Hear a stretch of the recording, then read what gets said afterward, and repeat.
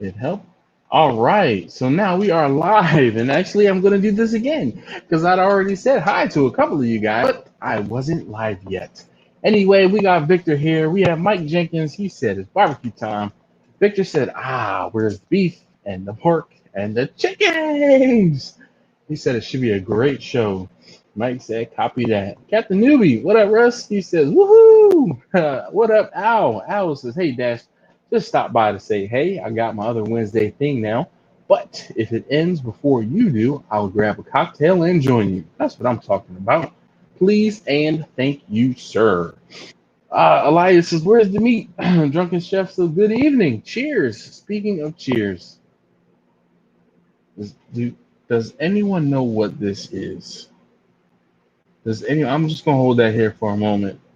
Mr. Green says, "What's going on? Can anyone identify this bottle? Can anyone, Bueller? Waiting on responses in the chat. Hmm. All right. Let's see. Anybody know what that is before I start pouring? What up, Paul? How you doing? He said, "Hey yo, how you doing this evening?" David, what's going on? Drunken Chef says, "No, it's not Everclear. This is punching." So if you've ever heard of punching, maybe, maybe not. But you see where it says overproof and you can't see. Oh, wait. Wait. It's backwards. Yes. Y'all see that number right there? Can y'all see that number? Woo! David, what's up with you? Captain Newbie said Everclear. No, not Everclear. It's definitely not Everclear. It is. I guess it could. I mean, it's close, maybe. I don't know what the. Yeah, exactly. So wow. Um, yeah, yeah. So today, one of my coworkers, actually the person who works with me on at my job, she works. She's my right hand. I'm the lead, and she's my right hand. Um, the contract that we're on, we had to do some cuts, and her position was cut. So today was her last day. So I gave her Amazon gift card this morning, and it's actually rum. It's not vodka. So I gave her a gift card this morning and cake, and she before she left out, she was like, "Oh, I have something for you." I'm like, "Oh, what's that?"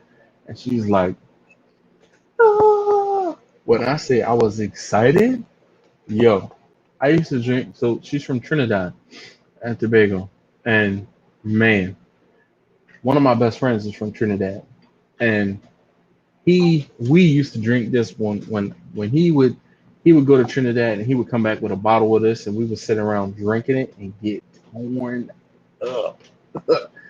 Captain Newbie says use ice. I do have ice. So this is my backup cup. I left my cup in what?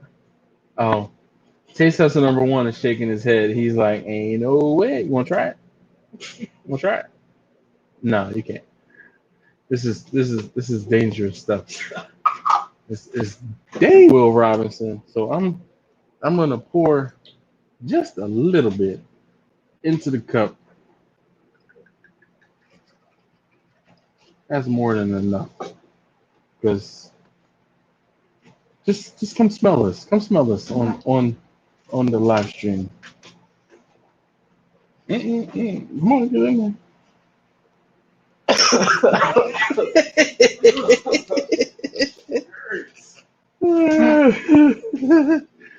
You said it burns?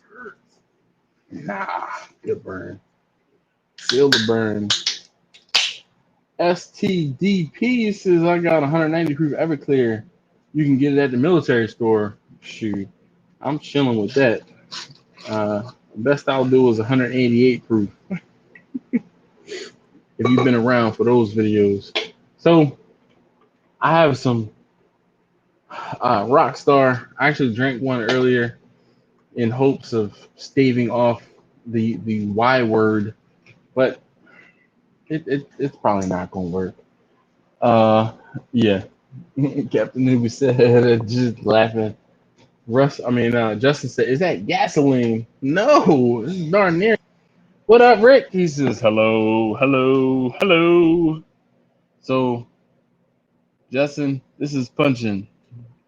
It's overproof. And there we go. 150 proof. So, my coworker that today was her last day, she's from Trinidad and Tobago. Where is Steven at? Steven will be impressed with me drinking this. Mm. But I was saying I left my cup in my car, but I have my backup cup. So I'm using my backup cup, and the backup cup is naked compared to the regular cup. And also, I'm not using a straw, so maybe it'll slow me down. Maybe it won't. Anyway, how's everybody doing this evening? I have no idea. You'll have to look that one up. It's called Punchen, Punchen rum. It probably is maybe a sugar cane. Let's see.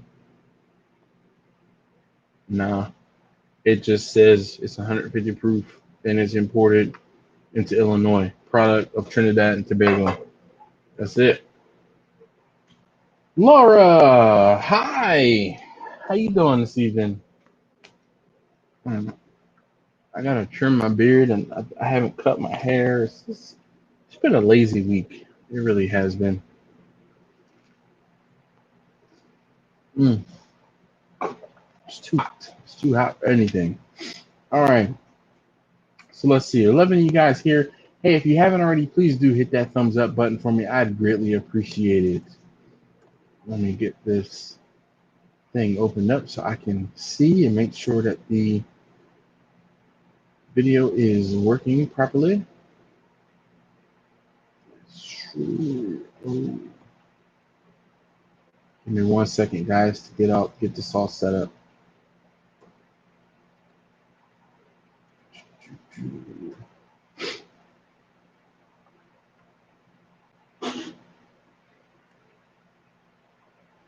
And come on. Okay. Hey, if you haven't already, hit that thumbs up button for me. I'd greatly appreciate it. All right. Back to StreamYard. Okay, so let's see. Feeling lazy, man. Just lounging at Dallas. Yeah, man. Drunken Chef. I know all about it. Laura, how are you? It's 36C. It feels like 38. Control T. Google. 36C2 Fahrenheit. Oh, 96 degrees. Yeah, well, it was over 100 degrees here. Oh wait, let's turn that around. 100 FEC. It was 37, 38 degrees here today. So hopefully that translated well for you, Laura. Jimbo Q, what's going on, man? He says hi there, Dash and all. Captain Newbie says, oh wait, let's see. Let's do this. Justin said, okay, I'll look it up. Maybe from molasses. Why would anyone molasses? I don't know, man. Yeah, guess what? It works in a drink. Russ said he played horseshoes last night, won $50. Nice.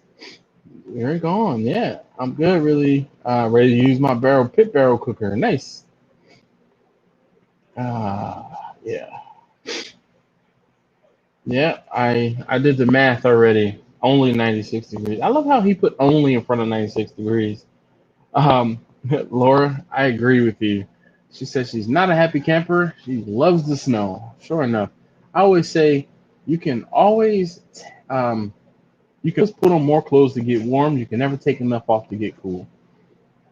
Rick just said, please, let's not talk about the freaking heat. Sorry. Anyway, so we are about 10, 15 minutes or almost 15 minutes into the stream. And I would love to talk about the topic tonight.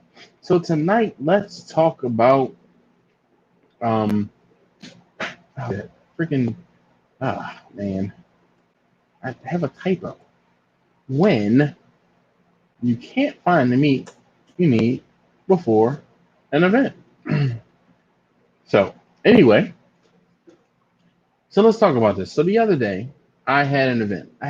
It was just it was some chicken, some brisket. I think it was just chicken and brisket. But anyway, I went to Sam's expecting to be able to go get some chicken and the brisket, or the chicken that I needed. They had no chicken, like none. To the point where I was freaking out because I'm like, all right, well, crap, what am I going to do? I have this event tomorrow. I need to get this chicken. What the hell am I going to do? Like, I started looking in the freezer section. I started looking around. Like, they have some chicken thighs and some chicken breasts that were frozen. And I was like, well, if I get some of those, I could throw them out real quick and then get the cooking. And man, man. But luckily, I was able to go not too far away. There was a Costco, and I was able to go into the Costco and get the chicken that I needed. And boom, it saved the day. So let's see. Sitting here in a t-shirt and a gitch. What's a gitch? I don't know what that is. Drunkest Chef said it's 97 degrees in Arizona. He said it's pretty good for this time of year. How you put 97 degrees and good in the same sentence? Oh, yeah. Paul said I got my car to go home and read 103. Mine read 104 today when I was leaving work. Victor said smoke spam. Mm-mm.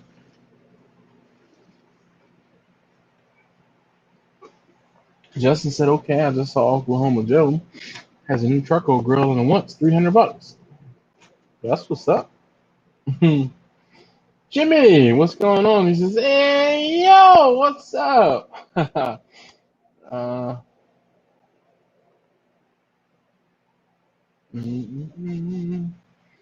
Mike says, hey, Dad, would you rather wrap your food or let it run through the stall? And I know, of course, you wrap by putting it in a pan. I typically, so one of the reasons why I wrap my food is not necessarily just so it pushes through the stall. It's for transportation purposes because my smokers are away from my kitchen. I end up having to walk, the food back into my house. So I put them in pans, or one of the reasons why I started putting stuff in pans is not only to help it finish cooking, but so I can grab it and transport it a lot easier. That's one aspect most people seem to forget. Undies equal gitch. Okay, well thanks, Laura. I guess that's some Canadian slang for me. Captain Newbie is Mr. Reference there. He said, I looked it up, Blue. I'm learning underwear equals gitch. Yeah, Laura, taste tester number 3 did walk by. She snuck by. Would you rather run it through the stall or wrap it? I'd rather wrap it, Mike. I just usually once it gets to a certain, look or a certain temperature, I'll wrap it up.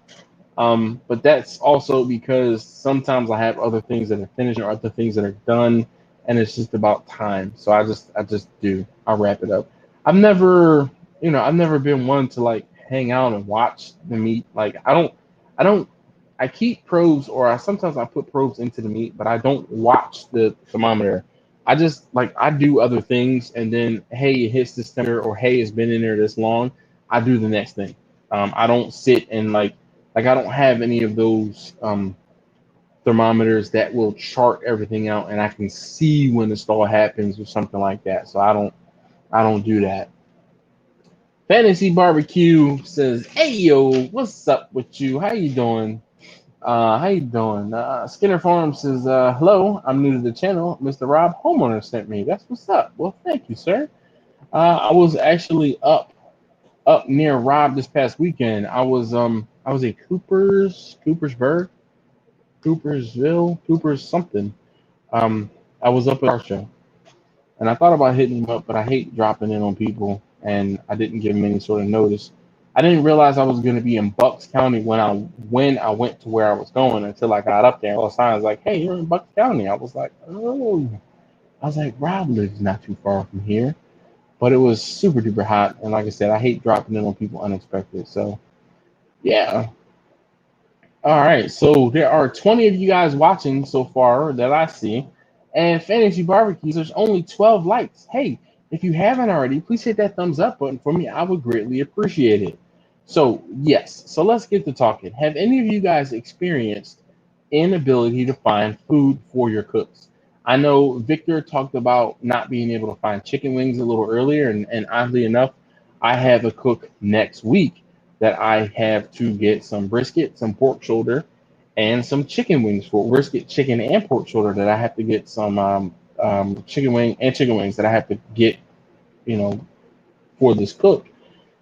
And I'm a little worried that I might not be able to find the chicken wings out of everything, but I'm hoping I can go to the restaurant depot and I might just buy a case of chicken wings.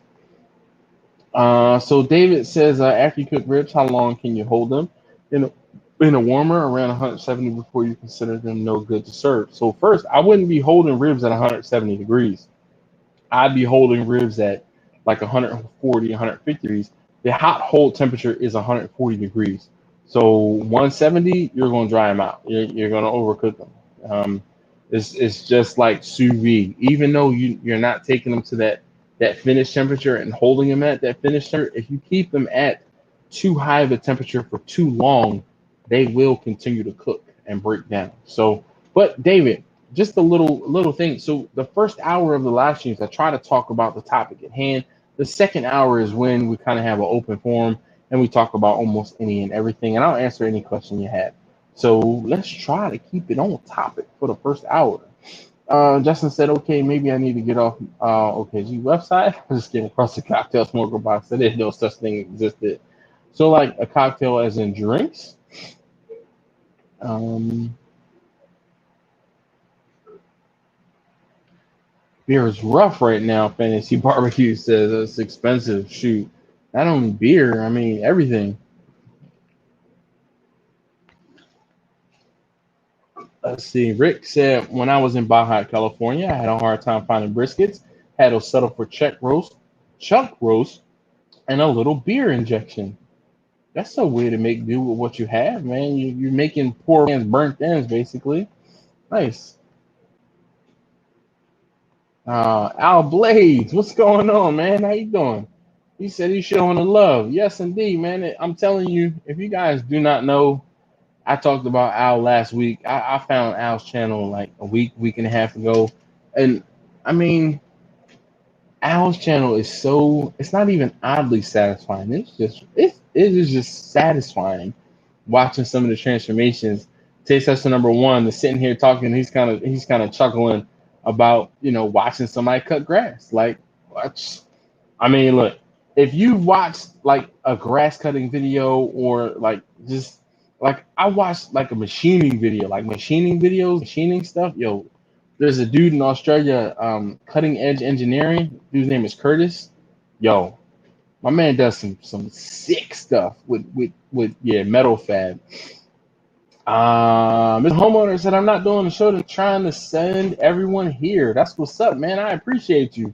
So, Rob, I said a couple minutes ago, I was actually up near you. I was in I think it was Coopersburg, not too long ago. I did, or actually on, it was Sunday. It was Sunday. I didn't know how close it was to you, so I didn't hit you up. I apologize. I didn't realize I was going to be in Bucks County. I didn't realize I was going to be in Bucks County, or I would have hit you up. But I like to give people some advance notice. I don't just like popping up on folks. But next time I'm up in that area, and I know I'm going to be up in the area, yes, it's on. I'm gonna hit you up. But I was tired after. I mean, unless you wanted to come and join me and meet me at the car show, I wouldn't have been able to come through. Thanks, David, for your understanding. I appreciate you. Justin says, yeah, cocktail as in drink. I was on a cruise and they made drinks and they like put some chips in it and put it over top of the drink, and yo, you could definitely taste the smoke in the drink, which was crazy. Um, uh, No problem, Al, man. It's true stuff. So, Joe, what's going on, man? How you doing? It's been a minute. Um, I'm trying to say hi. Fat Man Barbecue said, hey. Let's see, Rick. Oh yeah. Rick said the problem I'm having now isn't finding the meat, it's paying extra money and high prices. Man, who you telling? Who you telling? Who you telling? Yes, indeed. Um, Smoking Joe said Rob is now going live on Fridays. That's what's up. Mm.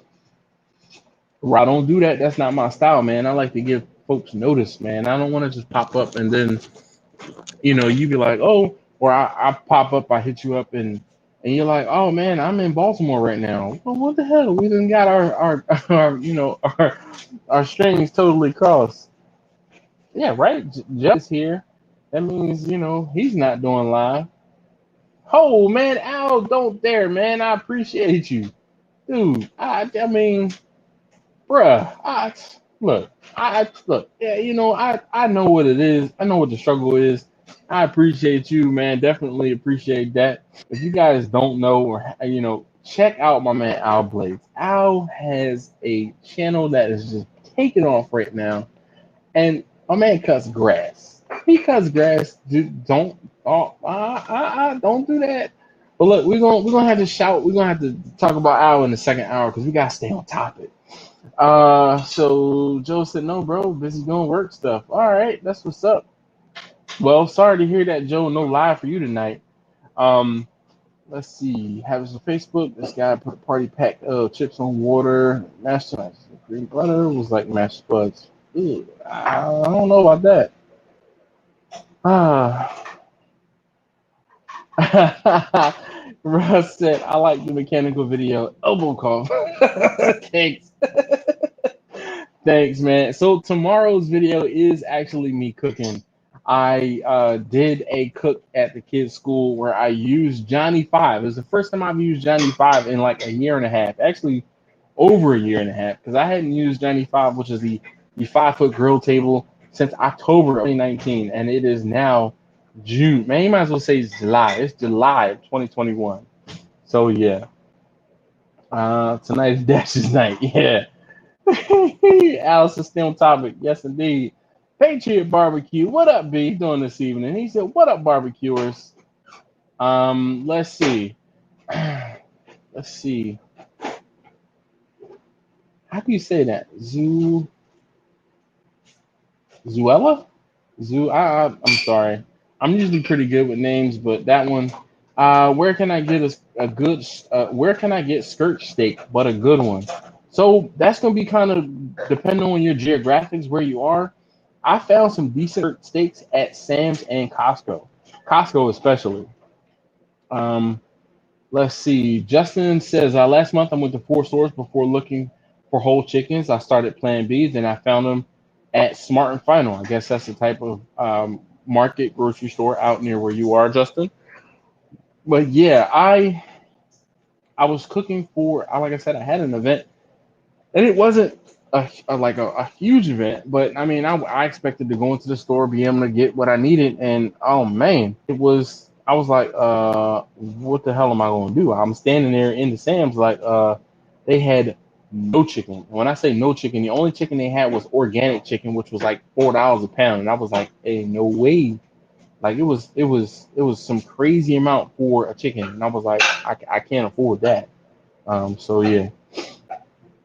Rick, that's what's up, Captain Newbie. Russ, you'll appreciate Al's got a sense of humor.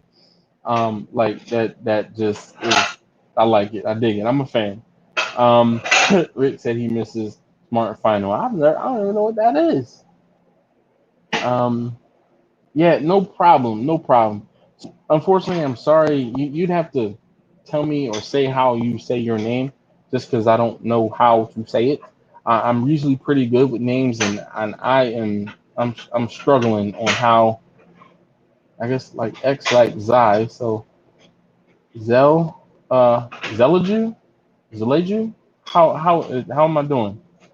Zelaju Zeliju Zelaju. I don't know. Mm-hmm. All right. He said he's making 20 pounds of pork belly sausage tonight for the 4th. That's what's up. Huh. And hey, Russell said, anybody forget to smash that like button? Definitely. If you haven't already hit that thumbs up, I would greatly appreciate it if you could. All right. Shall you? All right. Well, thank you, Herbert. Appreciate that. Yo, hold up. Steven, yo, let me just yo, this is Steven, you are the one person that I know will appreciate what I'm drinking tonight the most. So, Central America, just Google it. All right. Well, no problem. All right, Herbert. So Steven says, hey, yo, Dash, good evening. You are sold out. Can I at least get a slice of watermelon with that twang of salt? He said, good evening, everyone. You have to have been around for a while to understand that inside joke. You just, you can't season it like chicken. You just put a twang of salt on it. It's been definitely good to see you here. Thank you. What you think of those flat top grills? So Al says, I like flat top griddle. There's a couple folks that have Blackstones and oh man, Camp Chef is the other one. There's like the Blackstone Camp and there's the Camp Chef Camp. I actually have a little teeny top Blackstone. I use it here and there. I've used it, I'm gonna say a bunch, but I use it to cook breakfast a lot.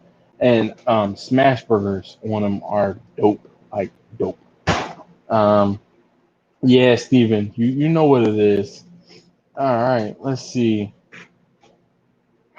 Justin said Restaurant Depot spare ribs yesterday, $3.03 per pound. 2 cases cost them $97. Yeah, spares used to be like $2. So I know that is. Whew. Kent says, crap, I'm late. Please forgive me, Dash. Please. You are forgiven, my son. Look, here we go. Rick is definitely of the Blackstoners clique. I'm telling you, there's the Blackstoners and there's the Camp Shepherds. And like, do not get it twisted. They're like Android and iPhone. And I don't know how I feel about iPhones. Yep. So here we go. Justin's talking about he has a Blackstone. He has a 22-inch and a 36-inch. So 22-inch is the little tabletop one. I also have one of those. I need to get one. All right, my friend. Bedtime for me. Have a good one. You too, sir. Thank you very much. Again, I'm definitely going to shout Al Blades out. If you haven't already, please check him out. Dude is like he's doing some amazing thing. Cutting lawns in the Fort Pierce area. So yeah. Let's see. I bought Lynch Family Farm St. Louis ribs for $2 a pound. Kent said, yeah, but Kent, man, I don't know what it is, man. Like, you're in the Midwest, and I don't know if the prices just haven't trickled up there, like the rise in prices haven't trickled up there yet. But ooh, goodness gracious, I just don't know what it is, man. The prices of meat is just they too damn high. What was that dude's name in New York that was talking about the rent was too damn high? The prices of meat is too damn high. Al, be easy, man. Oh, here we go. Here's another one. Joe said he is a Yoder flat top, yo, but Yoders, the Yoders, I can't do that, man. I can't even endorse. I can't even afford to endorse the Yoders. Let's just put it that way. All right. Rick said he's got a 36-inch Blackstone air fryer combo. Check you out. Oh yeah, look, I'm telling you, man, they rolling in. Kent's talking about I have two. 28 Blackstone and a tailgater. And Kent uses his a lot. So if you haven't, Al, if you're still here, check out Daddy Dutch's channel. He cooks breakfast. I don't know if you're still doing it like every Saturday morning, but he was doing like a live breakfast every Saturday morning. If it wasn't Saturday, it was Sunday, but he was doing a live over the weekend.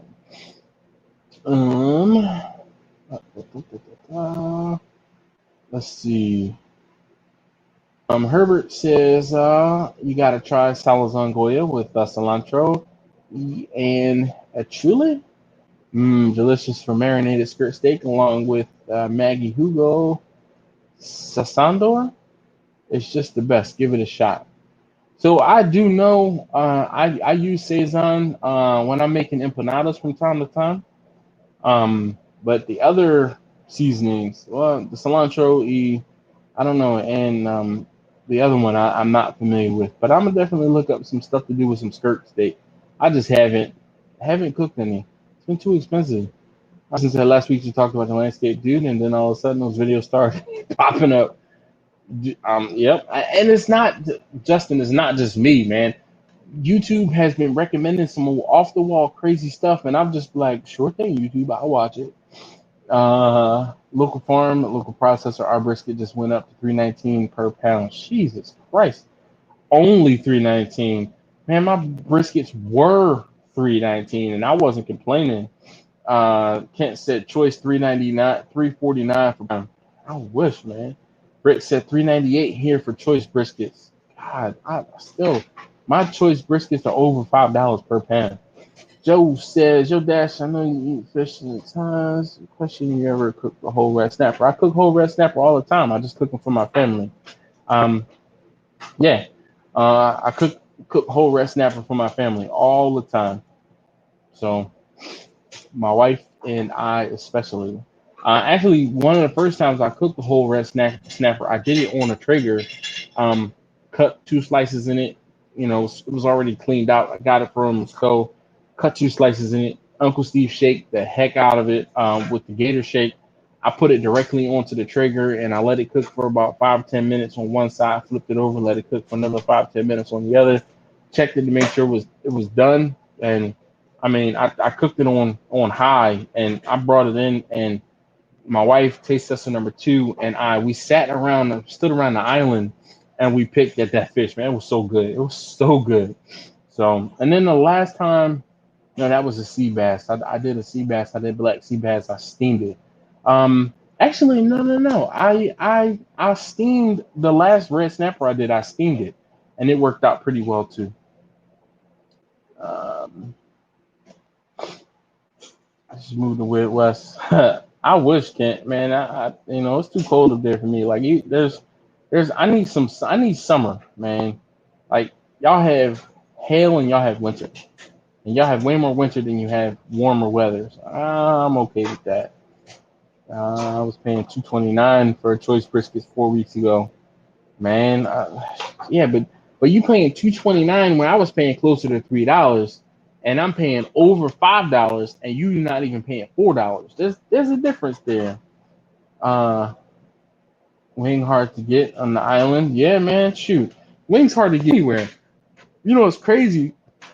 Sam's is a line in the morning to get into Sam's, and the line is people trying to get in there to buy packs of chicken wings. Like seriously, we went to Sam's. I went to Sam's to try to get some work done on my wife's. I was getting tires rebalanced on my wife's van, and I go into Sam's. I'm like, oh, let's hurry up and go in there first thing in the morning, get it done, and we can do something else the rest of the day. And I'm like, okay, cool. We go in, we get in the line, and like it's 10, 15 people in front of us, and we're there at like 8 o'clock. And they beeline directly to like I go to the tire center and I'm trying to get the tires worked on. My wife was like, "Oh, I'm just gonna lollygag and walk around." She said she walked all the way to the back, and it was like almost a free for all with people trying to get chicken to the point where they had somebody standing at the little meat counter door passing out one or packs of chicken to each person. Like, and that's all chicken wings to each person. Dude, it's crazy. Hey Herbert, thank you very much, man, for hanging out. Definitely appreciate you. If you have some more time, definitely come back and join us on a Wednesday. Kent said it was 92 degrees here. Yo, it was over 100 degrees here today. Guess what? It doesn't matter. They are referred to as a black sea bass, and I mean they are bass. It's a I won't say a variety, but it's a type of largemouth bass. Mm, mm. I'm not even gonna, Victor.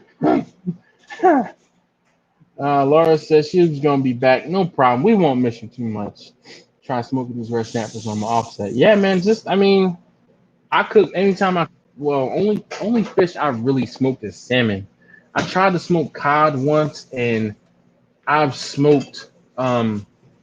I tried to smoke porgy. Porgy is when I go fishing with my father-in-law. That's the main fish that I catch. And also, there's this little like weird fish. It's called the oh man, why can't I think of the name of the fish? Do you remember the name of that little fish? That little weird looking fish? No, no, no, no, no. That when I go fishing with Papa, with the little weird fish that I bring back. Not the porgies, not the sea bass, the other little one. It's like this weird little fish, and most of the time people throw them back because they eat out, they hang out with the sea bass and the porgies. And one year I was fishing, and one of the mates on the boat was like, he's like, don't man, he's like, man, don't throw those back. And he said they're actually pretty good. And I'm like, all right, I'll take a couple home. So I think I put 3 or 4. I'm in my bag, and man, he wasn't lying. The fish tastes like lobster. It's pretty darn good. It's like a nice meaty white fish. Um, and I can't remember the name of the fish. No, it's not. It's not monkfish. No, I'm telling you, this little fish, to me, it reminded me almost of lobster. Um, Joe said black bass is so good, deep fried. I mean, yeah, I fried black bass exactly. Okay, Jimbo Q said he's buying all of his meats from Wild Fork Foods online. Well, good luck with that. John said, I've been learning a lot about catering from your channel. I've been trying to start a business, barbecue business. Well, good luck, man. I'm telling you, if I could figure it out and I could do it, so can you. So Joe, no bluegill up here. Um, I think bluegill is kind of akin to what we have around here called spots. And the spot, like, is phenomenal. The spot is like a buttery fish. I haven't had spot in years. I went fishing with my father-in-law some years ago, and we caught spots. And like we caught not a bunch of them, but they were teeny little fish, right? And we kind of tried to cut them up and fillet them, like not fillet them, but we tried to clean them like we would a bigger fish. And I was told that basically you just knit the, well, actually you leave the fins alone, gut them, take the heads off, and you fry them whole. And then you can pull the fins out, and the fins all stay together. Easier to pull them apart and eat them that way. So if bluegill are similar to spots, they're good fish. What up, Lou? Lou Calamata's in the building. Every time Lou stops by, we gotta say his whole name, drop the whole government. It's so funny, Lou. Like I say that like you or for you. And there's a 7-Eleven up the street from my house, and I used to have my name on one of the thermoses that I took in the 7-Eleven. So one of the ladies who works there, every time I walk in there now, she's like, first name, last name, and like in front of the whole damn store. And I'm like, dang, what if I wasn't trying to put my business out there? But she does every single time. Every single time. Sean said, what up? What up? How you doing this evening, Sean? B said many fish are called sea bass because no one wants to eat Patagonian toothfish. So that is the Patagonian toothfish is different. That's Chilean sea bass. So, but there are black sea bass. The Chilean sea bass is, I won't say formally, but was known as the Patagonian toothfish. So, uh, the same but different. Same but different. Um, the trick to smoking any fish is to keep the smoke flavor light. All right. So that's when here we go. Victor would be like, that's when you need to use alderwood. Yeah. Yeah, man. Definitely. Lou said, why is that? Why is it that I look forward to that every week? Well, I don't know, man. Lou, sometimes people get your name right and you're like, Hey, that guy knows how to say my name. I'm gonna go ahead and make him say my name, Lou Calamatis. Don't ask me to spell it because I can't spell it. Wait, Lou Calamatis. Lou Calamatis.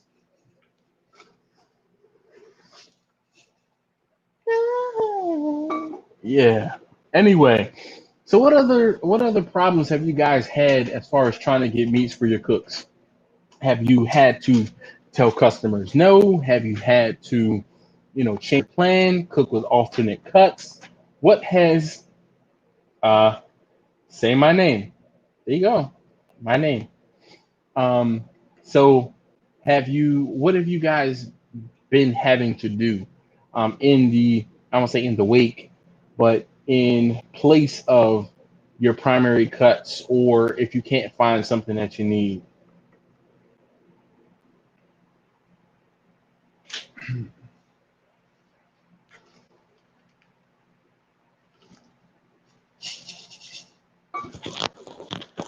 Uh-huh. So let me know. What do you guys have to say?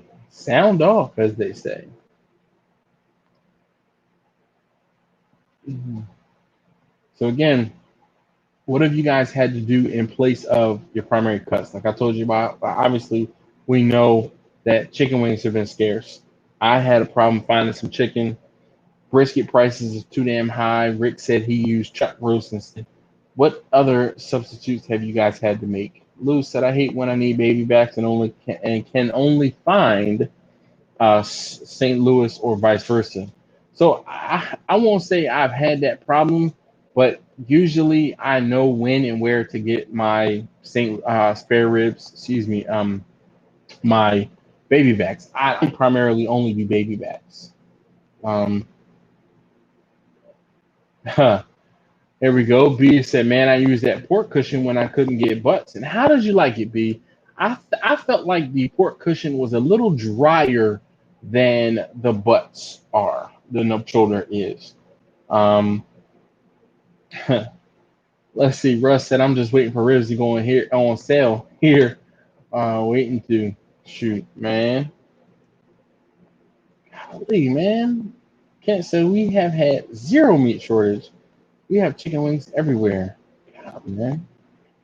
That's some old fracking bulls. So you might have a processing plant that's close, and it's probably cheaper to keep the meat closer and to sell it at a lower cost than it is to send it further across the country.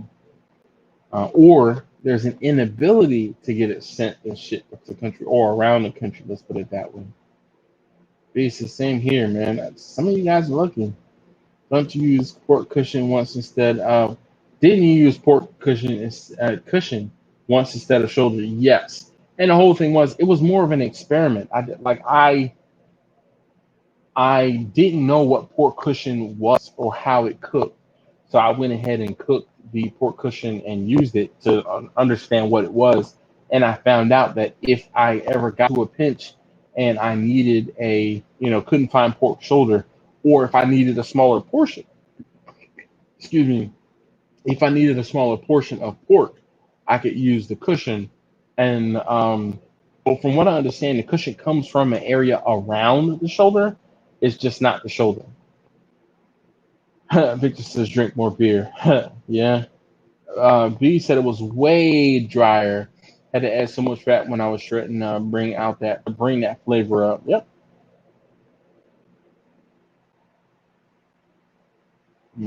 Lou said, on the contrary, I've seen it some more tri-tip here in Jersey. Well, send some of that tri-tip down here, please, and thank you.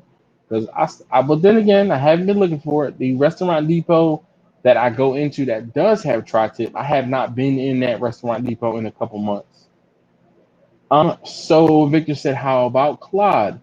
Like beef clod, I would imagine. I don't know if there's a pork clod, but beef clod I haven't really cooked with. Um, just because I don't like as far as beef cuts, I only primarily cook for the beef cuts I only cook are like briskets, ribs for customers. If I'm doing anything else, it's more or less sometimes experimental for my family. and a lot more often than not, then I'm doing more traditional cuts, ribeyes. I'll do beef ribs for my family from time to time, oxtail, beef shanks. So the clod, I haven't done much with the clod just because. But my wife and I make a mean oxtail, and we'll use taste tester number two, shaking his head. Man, that Instapot oxtail, some celery, some carrots, some onion. Mm, talk about good eating. Some potatoes. Oh, you know what? I have seen folks use that, Victor. Victor said clod as an alternative to brisket. So I think when I looked into the clod, it was a much bigger piece of meat, and by the time it was all said and done, it was like such a big piece of meat versus paying a little bit more for brisket. By the time it was all, it washed, it ended up being about the price. So I would just rather get brisket, to kind of have that. You know who I saw do a beef clod? Greg from Ballistic Barbecue, and he was like, it took him an insane amount of time because it was like a 20 or 25 pound piece of meat that he started with, and I don't have that type of energy. Um, that is where you get the chuck from. Okay, shoulder class to make a dried beer and jerky. All right, Kent says I use shoulder class to make dried beer and dried beef, I guess, and jerky. Uh, there we go. I figured it out before you even got to correct it, Kent. I'm like, dried beer? Maybe it's dried beef. I know Kent's got fat fingers. He's probably using his phone. Are you using your phone, Kent? That's why you can't type properly. Man, I like, again, so this is one of the things in that. So, I see, Kent, I already know he's fat fingers. I do the same thing. It's funny. My mom texts me almost every single morning. She texts me. She's one of these people now that she's discovered how to type or put images on X messages. Taste tester number one is cracking up behind me here. She sends me a text message every morning. Have a super fantastic Friday. Oh, take the time to film on Thursday, and it's in the image, right? One of those, not a accessory type thing, but, like, make Monday, oh, new week, new you, one of those type things. And I'm like, but I try to, I try to reply. And, like, when I don't reply, she gets in her feeling like, what happened to you this morning? Like, she'll call me. She was like, I didn't hear you. I didn't get a reply from you this morning. I'm like, I was driving. I couldn't reply to you right then and there, or I was busy. Like, I can't always reply. She's like, but you're so good at replying all the time. So when you don't reply, I think there's something wrong. You replied to me not replying like 7 hours later. Like, what the heck? So, uh, iPad you're working on, Kent. All right, no problem. Yeah, Victor, it is. It is they are a big cut of meat.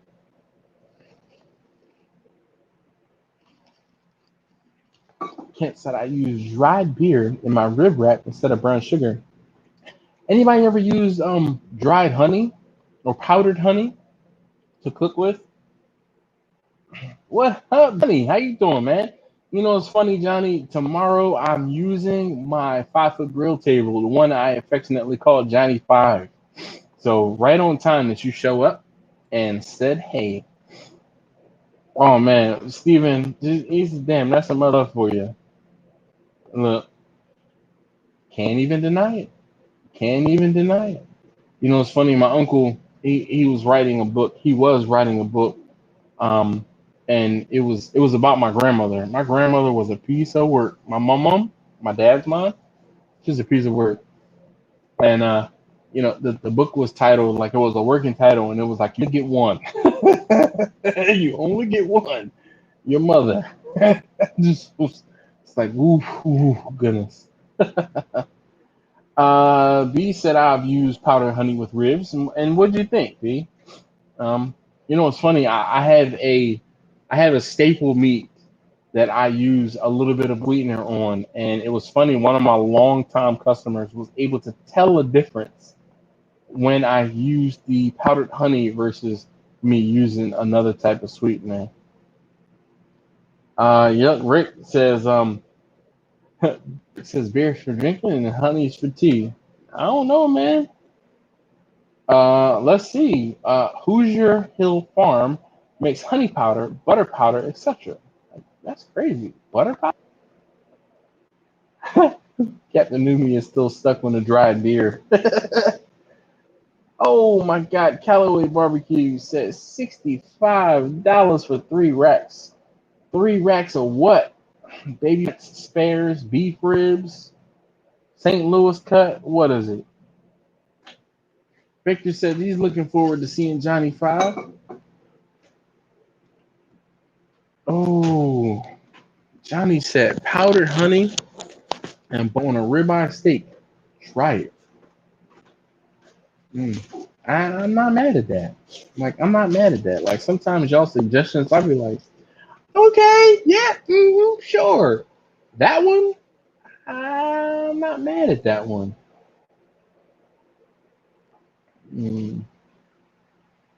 Let's see. B says, yeah, I've graduated to coconut palm sugar.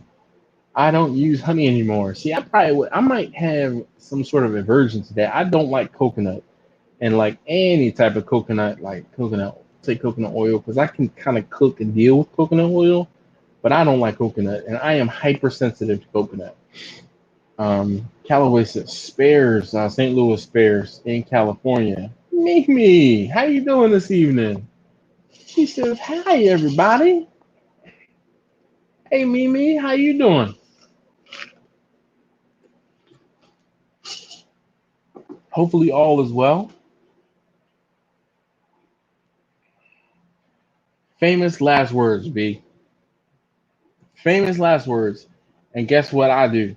I taste the coconut. You know why I taste the coconut? Because I don't like coconut. So you know why I taste the coconut? I don't like coconut. Therefore, I taste it. Anytime I taste coconut, I'm like, this has got coconut in it. I'm telling you, hypersensitive to it. Rick says, you put the lime in the coconut and drink it all up. You put the lime in the coconut. I said, doctor. All right, Steven says, Mimi, good evening. Miami ribs, $5 a pound.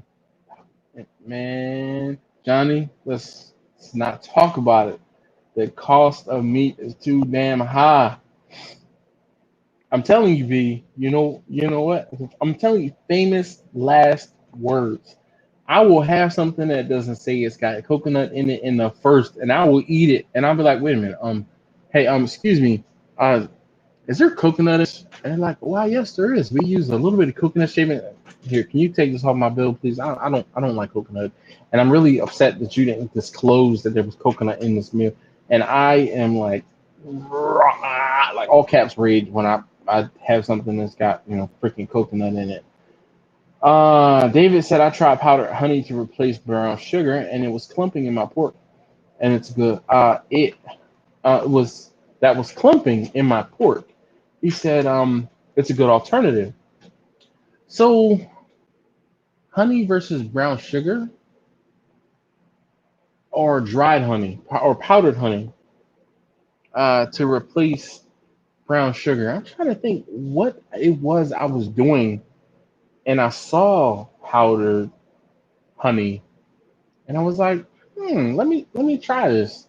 And like I said, I tried it for a customer who's a long-time customer, and I was like, hey, I did something different. Tell me if you notice anything different. And he's like, he's like, something was wrong. I'm like, wrong? He was like, it wasn't wrong. He was like, it just wasn't, it wasn't right. I'm like, okay, enough said. So I never looked back. Never looked back. It's all good in the Midwest hood, Mimi says. That's what's up. With costs going up, has anyone added more sides or non-meat items to their menu? That's a pretty good question, Justin says. So with costs going up, has anyone added more sides or non-meat items to their menu? I am, you know what, Rick? I accept it. I am definitely a coconut Karen. Like, I do not like coconut salmon. I do not like it. Nope, not at all. All right. So Mimi said powdered honey is good. A good idea as a substitute. Hey, Jimmy says it's time to hit that thumbs up button for me. If you haven't already, please hit that thumbs up. I'd greatly appreciate it. It really does help these videos. It makes me feel better about doing the live streams, and it helps my channel. So you can do all three. And yeah. Kent says, Dash, I put a honey powder and brown sugar in a food processor and blend them together for my competition rib wrap. Now that's a pretty good idea. Oh, Jimbo Q says there's also a molasses powder. That's pretty cool. B said, let me speak to your manager. Pretty much. Like I do not like them's fighting words putting coconut in something that's not disclosed, man. I just yeah. Oh man. Elias' sausage is a nice thing to have on the menu. I feel like it's filling and good bang for the buck. So Elias makes a good point, and B has been making sausage lately.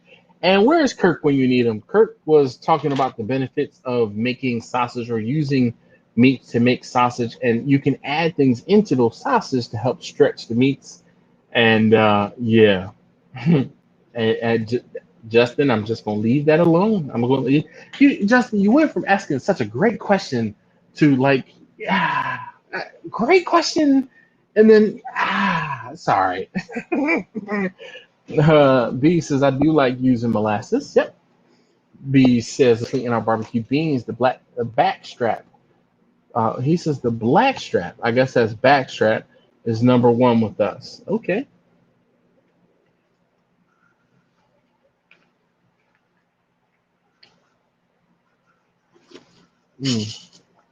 Nice. Anyway, anybody else reply to Justin's questions? He says, with costs going up, oh, blackstrap molasses. All right. Was unaware. Sometimes I have to interpret what you guys say. So, again, let me just ask this question where I kind of retired for a little while.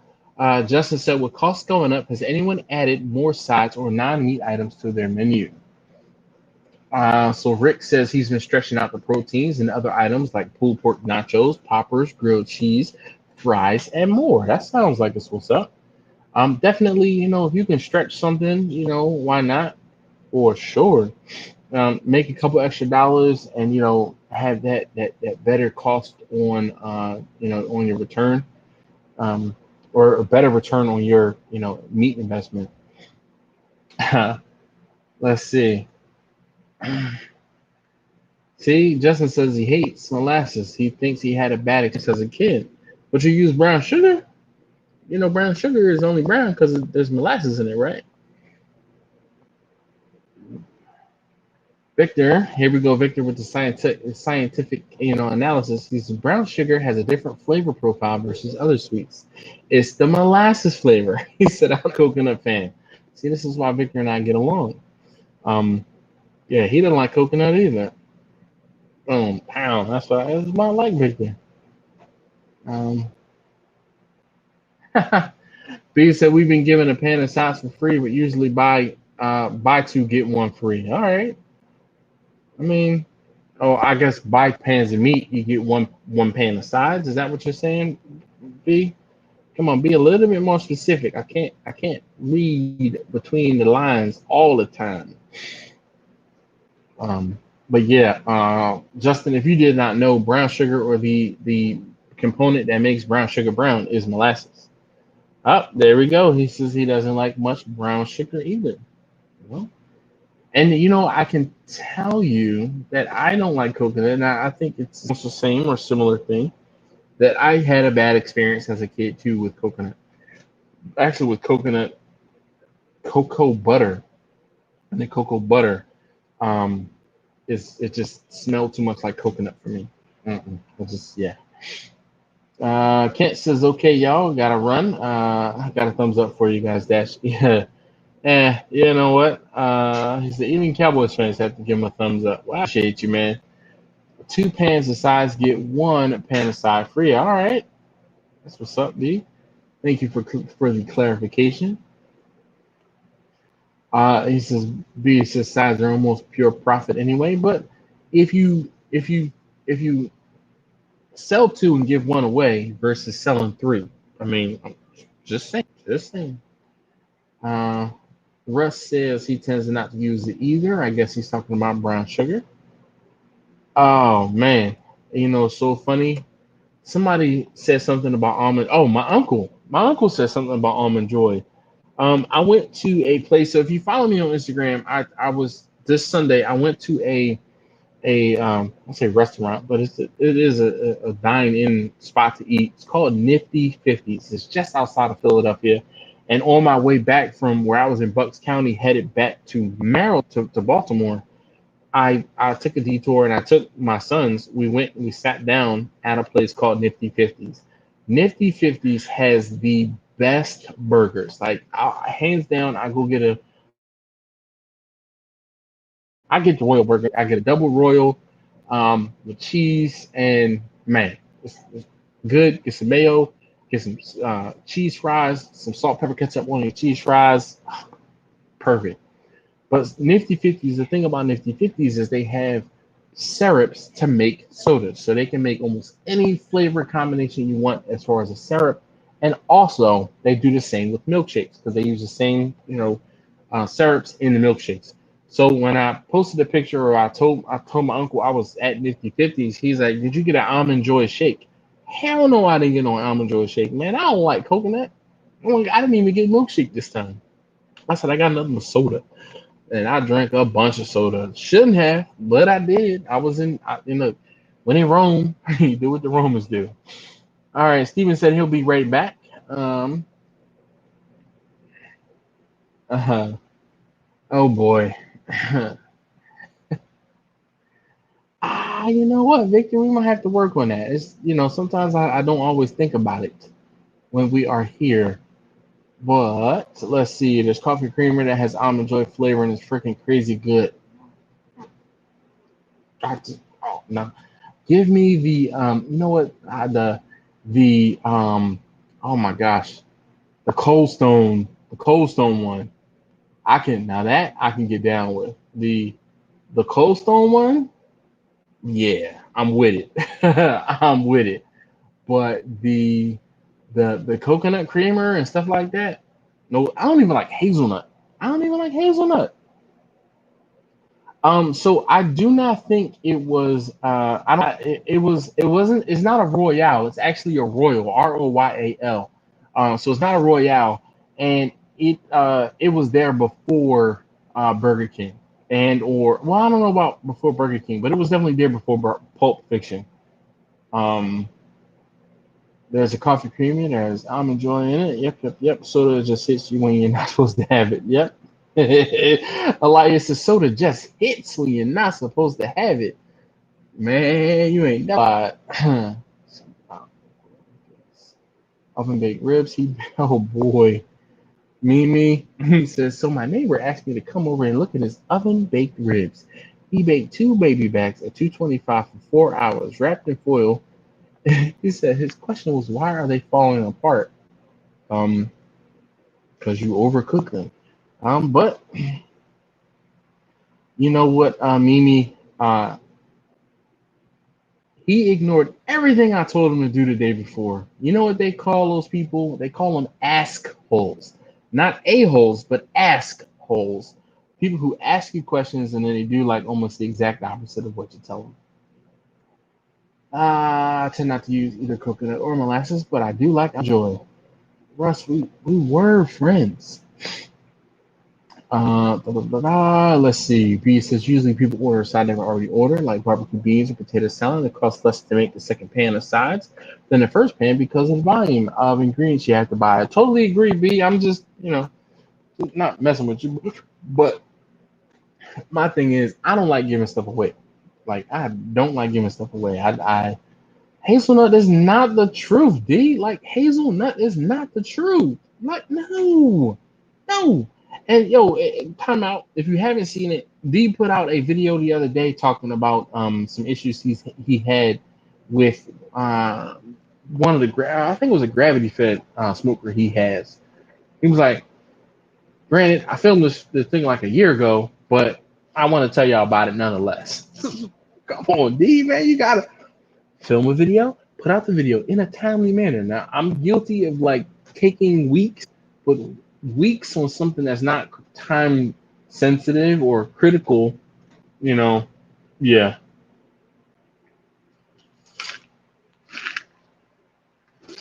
Mm. But he said a 10-pound bag of potatoes is only $2 more than a 5-pound bag. Speaking of which, today I went to there's a supermarket near me. It's called Shoppers, right? Or near my job. So I went into Shoppers, and Shoppers has these colossal donuts. Like most everywhere, there's an area or there's a market or supermarket or whatever that has colossal donuts, right? So Shoppers is the one that has these colossal donuts near me. So I went over there to get a cake. I told you guys that the young lady I work with, today was the last day, so I went and bought her a cake from the bakery, right? Well, while there, on my way out of the building, one of my coworkers, she's like, "Oh, you have your hat on. Where are you going?" I'm like, "I'm going over to Shoppers, to see me with my hat on." They're like, "Oh, you're going outside." So I'm like, "Yeah." So she's like, "Field trip?" I'm like, "Yeah, sure, whatever. Come on." So she's like, "You say Shoppers, you got to go get donuts." And I'm like, "You're exactly right." So we go over to Shoppers and we're looking at the colossal donuts, and I had planned to get two donuts, right? I was like, I'm gonna get two donuts, be good.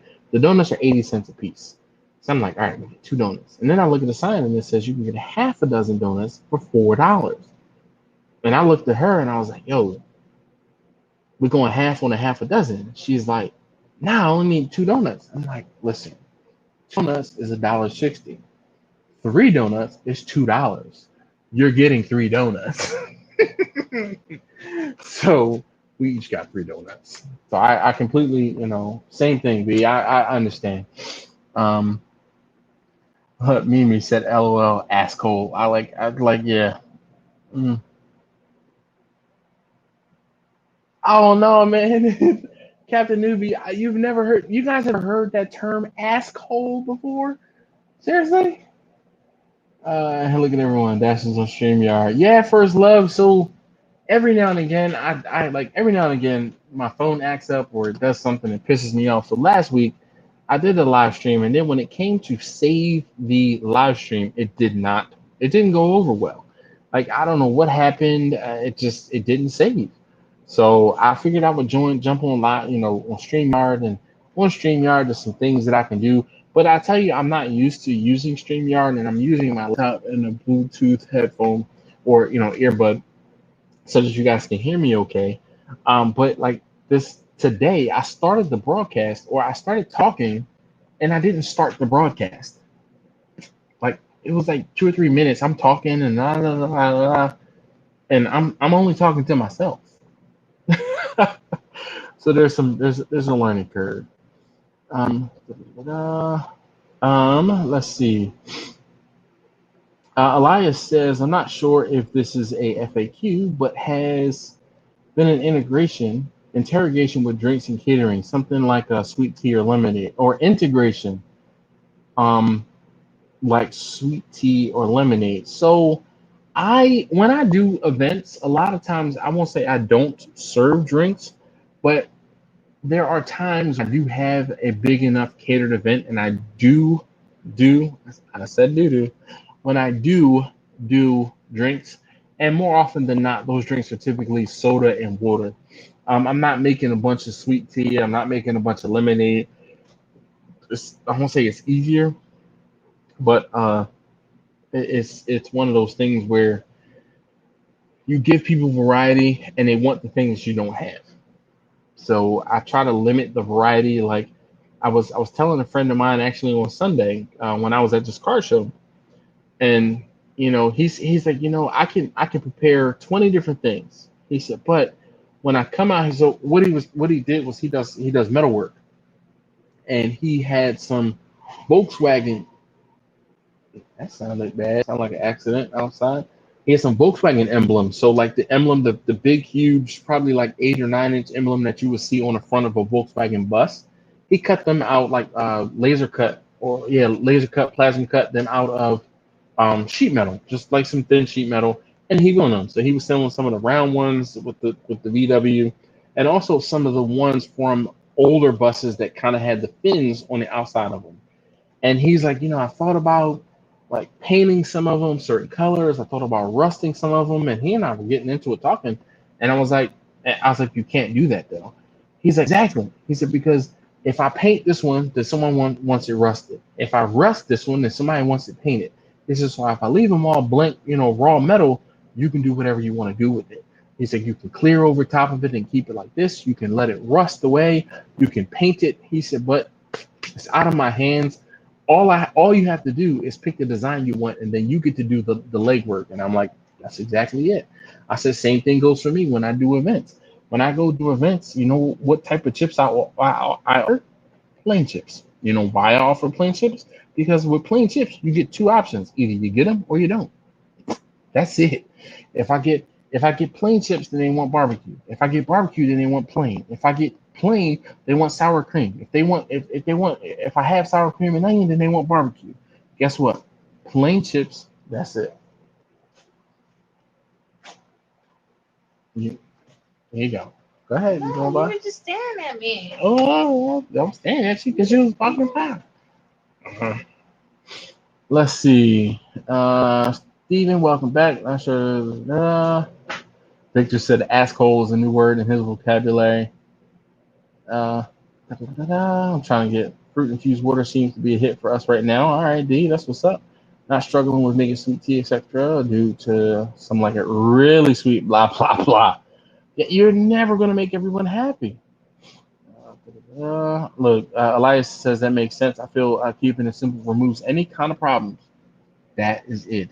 It removes your problem, because the more options you give people, the more they're going to want, and the more they want, the more you're not going to have the right thing. Thinking about adding grape and red Kool-Aid. Hey, you never know. Laura, I'll tell her you said hey when she comes back. She went to the restroom. Yes.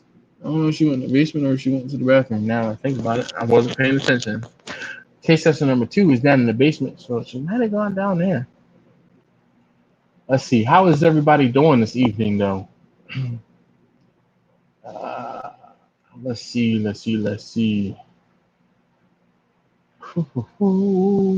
Just, oh, excuse me. Please, the Lone Star is $18 to 24 franc. I give people a free beer when they order. It's a small price. Hey, baby Laura says hi. Hi. She says hey. She says hey, Mrs. Dash. Oh, so did you see me walk by? I don't see me. Oh, there I Mm-hmm. am. Yeah. Hi. She's like, ooh, look that there he is. Hey, look, I know that person.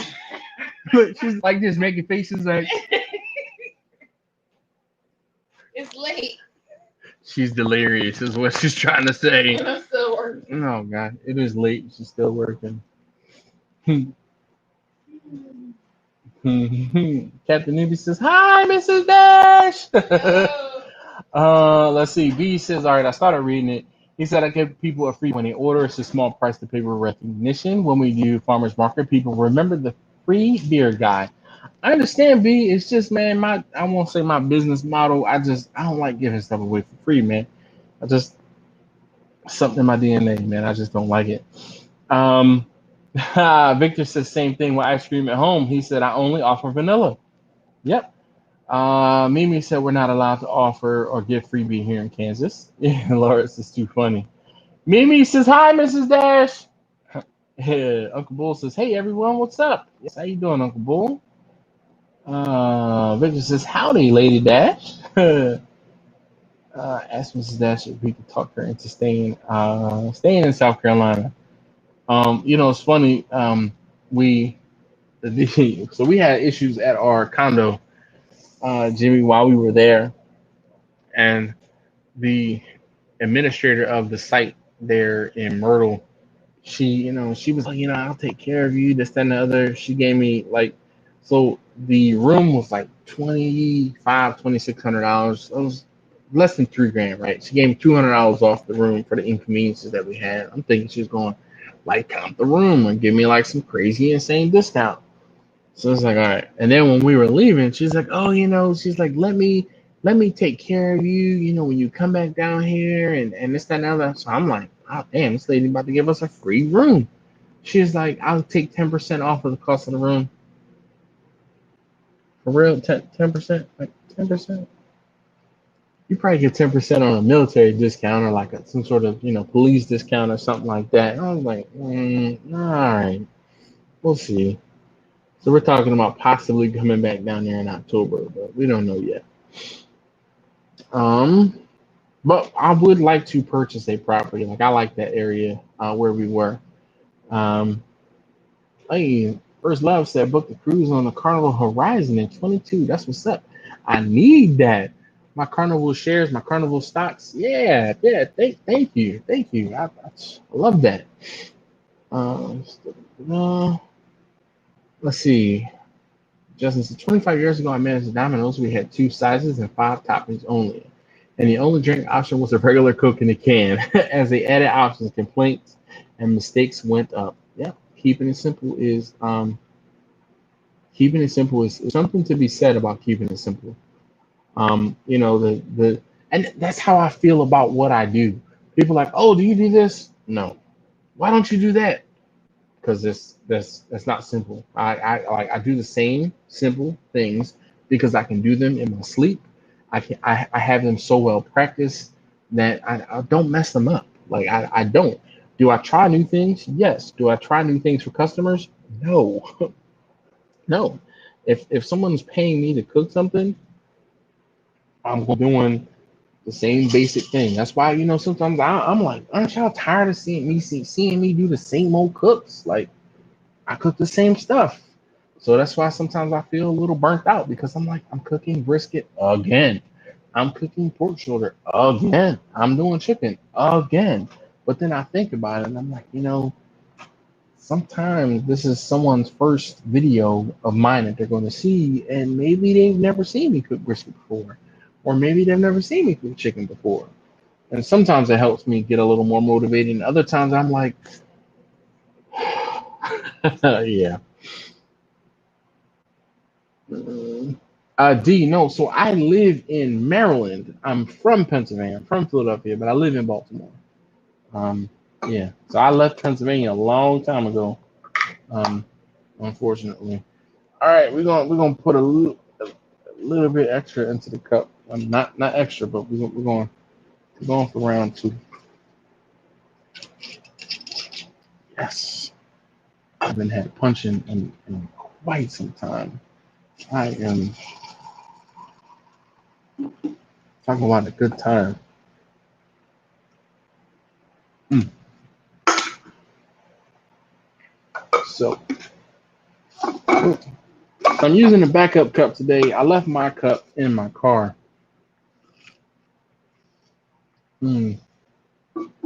I'm punching. Woo, it's strong. First Love says, dang, dude, you just reminded me that I have Carnival Cruise stock. That's what's up. Uncle Bull, man, I did not like the prices of those meats that you shared.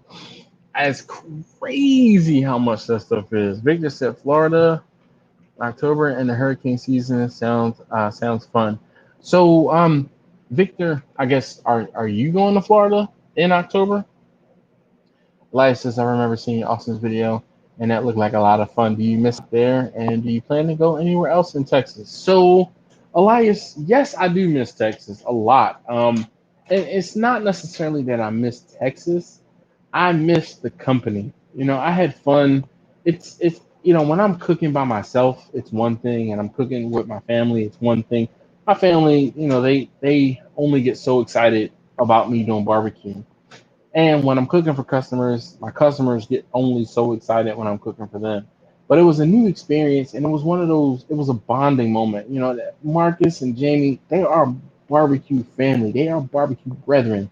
So hanging out with Marcus and talking shop, like we're talking business, and talking business while doing what we had to do. it was great, man. It was fellowship. It was refreshing. Let's put it that way. So yes, I had a great time in Texas. There's some things that I miss being in Texas, like things that I can't do when I'm in Maryland. Some of those things that you can only do in Texas. But I don't miss that damn heat, that's for sure. Let's see. Kirk says, "Hey, yo, what's up happening?" Kirk, I was talking about you earlier. Why was I talking about Kirk earlier? It was something. Oh, we were talking about making sausage, and I needed you to chime in.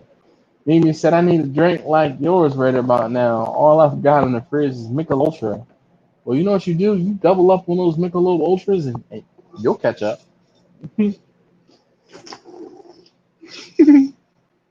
I'll drink slow, Mimi. All right.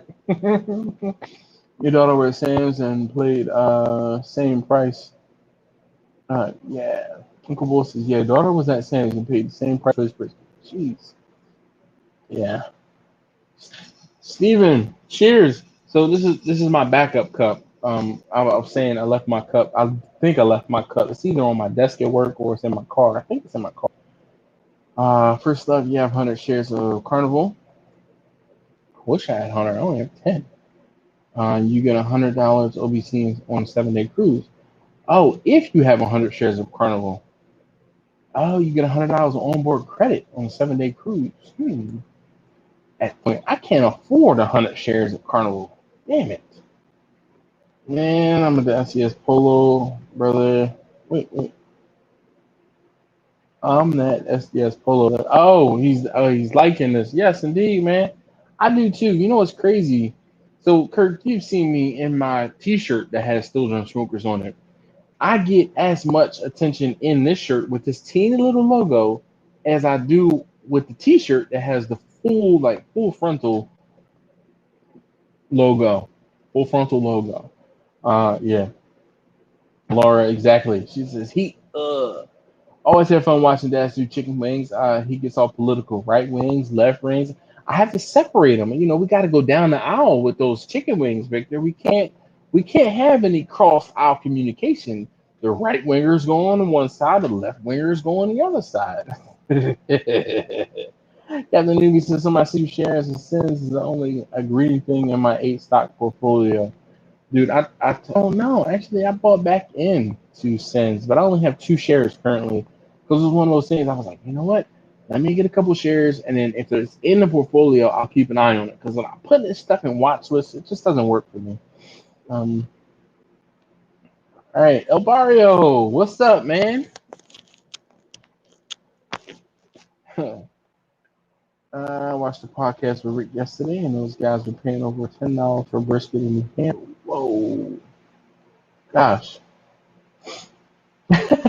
Mimi said, "Oh wow, I didn't notice the new drip. That's really nice. Well, thanks. I've been rocking these shirts. I've had these shirts since like September, October of last year. I just recently started wearing them more often. Like I would really only save these shirts for when I was making a delivery. And then it was one of those things where like I can't remember what I was doing, but I was like, you know what? I'm wearing one of the I think probably all of my t-shirts were dirty. And I just didn't want to wash one. So I was like, or didn't want to wash them. And I was like, you know what? I'm wearing one of the college shirts. And wearing the college shirts, I got just as much attention. So I guess I could say model, but I could, it's uh, but what I'm saying is I get just as much attention in this shirt that has my logo and it's like 3x5, a 3x4 maybe. But I get the same amount of attention with this shirt on, with this little logo, that I do when I'm wearing a T-shirt that has the full frontal logo. Uh-huh. Jimmy said, "I have a bipartisan smoker." Nobody got time for that. I'm serious. Why no one asked? I am serious. Why no one asked you is the bowling team? Oh.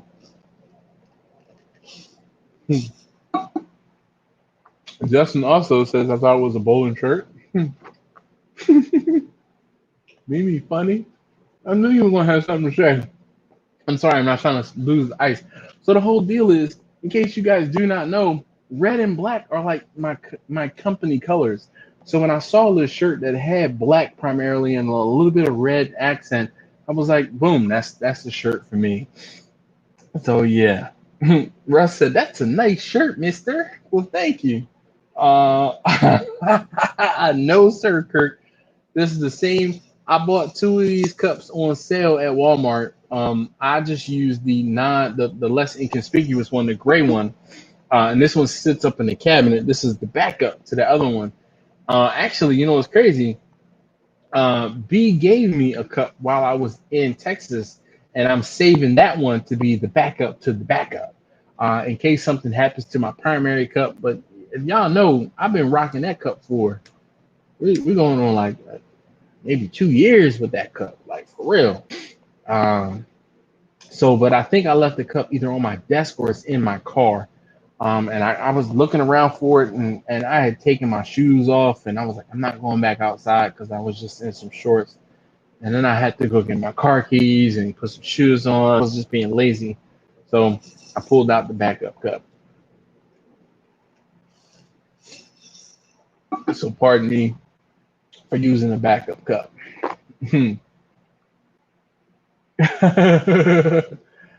So Kirk wasn't really a sausage question.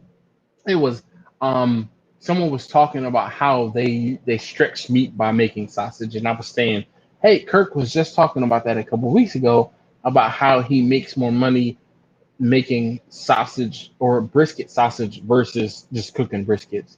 El Barrio said I came from Bible study to barbecue chat. Same thing, religion and then the barbecue religion. You got your celestial brethren, and then you got your barbecue brethren. I see nothing wrong. El Barrio, like, thank you for joining us. Thank you.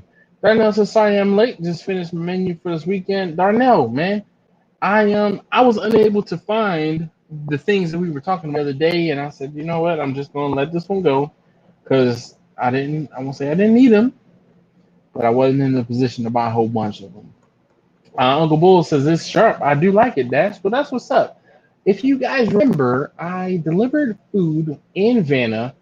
I did a catering event in the park. I went to this park and I talked about how I did a site survey before I took the food to the park, and then like it was a not a it was a state park, but that was the first time I actually wore one of these shirts, and I had an event, so it had to have been like October of last year, because I did an event in September, and while I was there doing the event, was height of COVID, not height, but still during COVID. So I'm wearing a mask and I'm sweating like crazy, and like I sweat through my gray shirt, and it was like you need something a little more professional, and that's when I got these.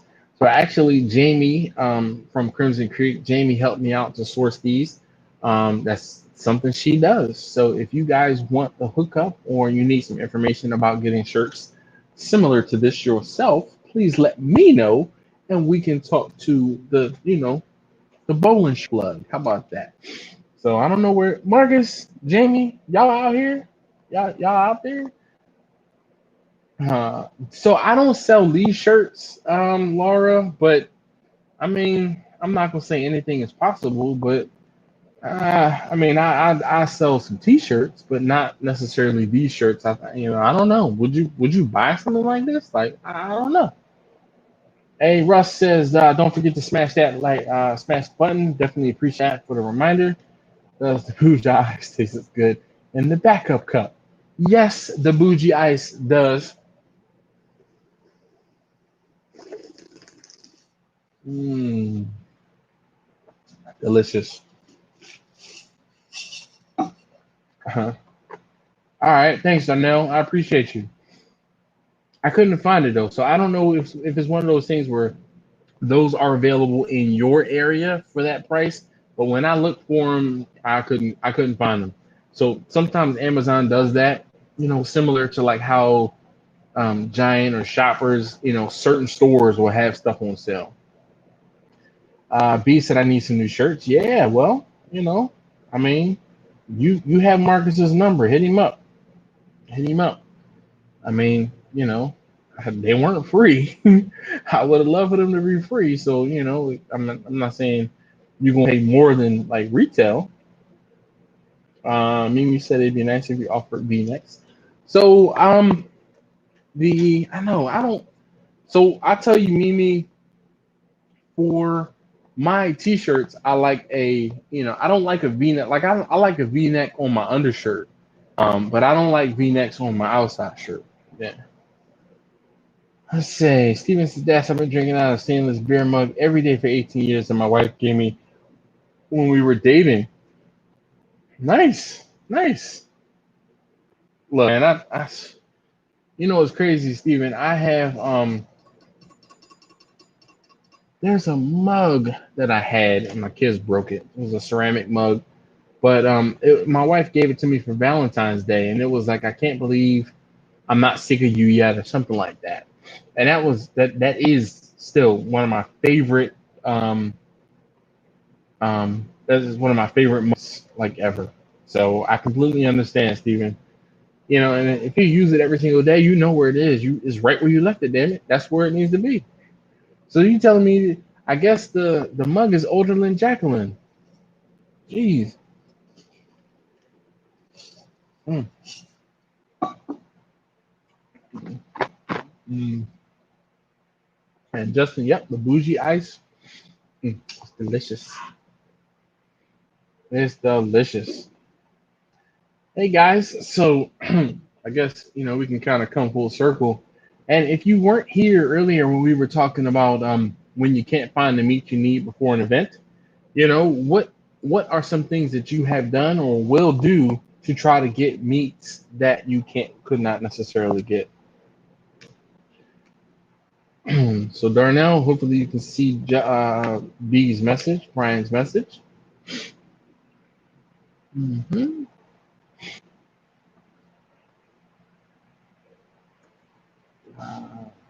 Gosh. All right. So there are 25 of you guys here, and wow, there's a lot of likes. There's 38 likes. I just started. I just checked the count there, and that's what's up. 38 likes and 25 folks watching. Hey, look, if you have not already, hit that thumbs up button for me. I'd greatly appreciate it if you hit it for me. It really does help not only make me feel better about doing these videos, these live streams, it really does help the videos and it helps, or these videos, this video, and it helps the channel. So I am very appreciative when you do hit that thumbs up. So yeah, please do. Let's see.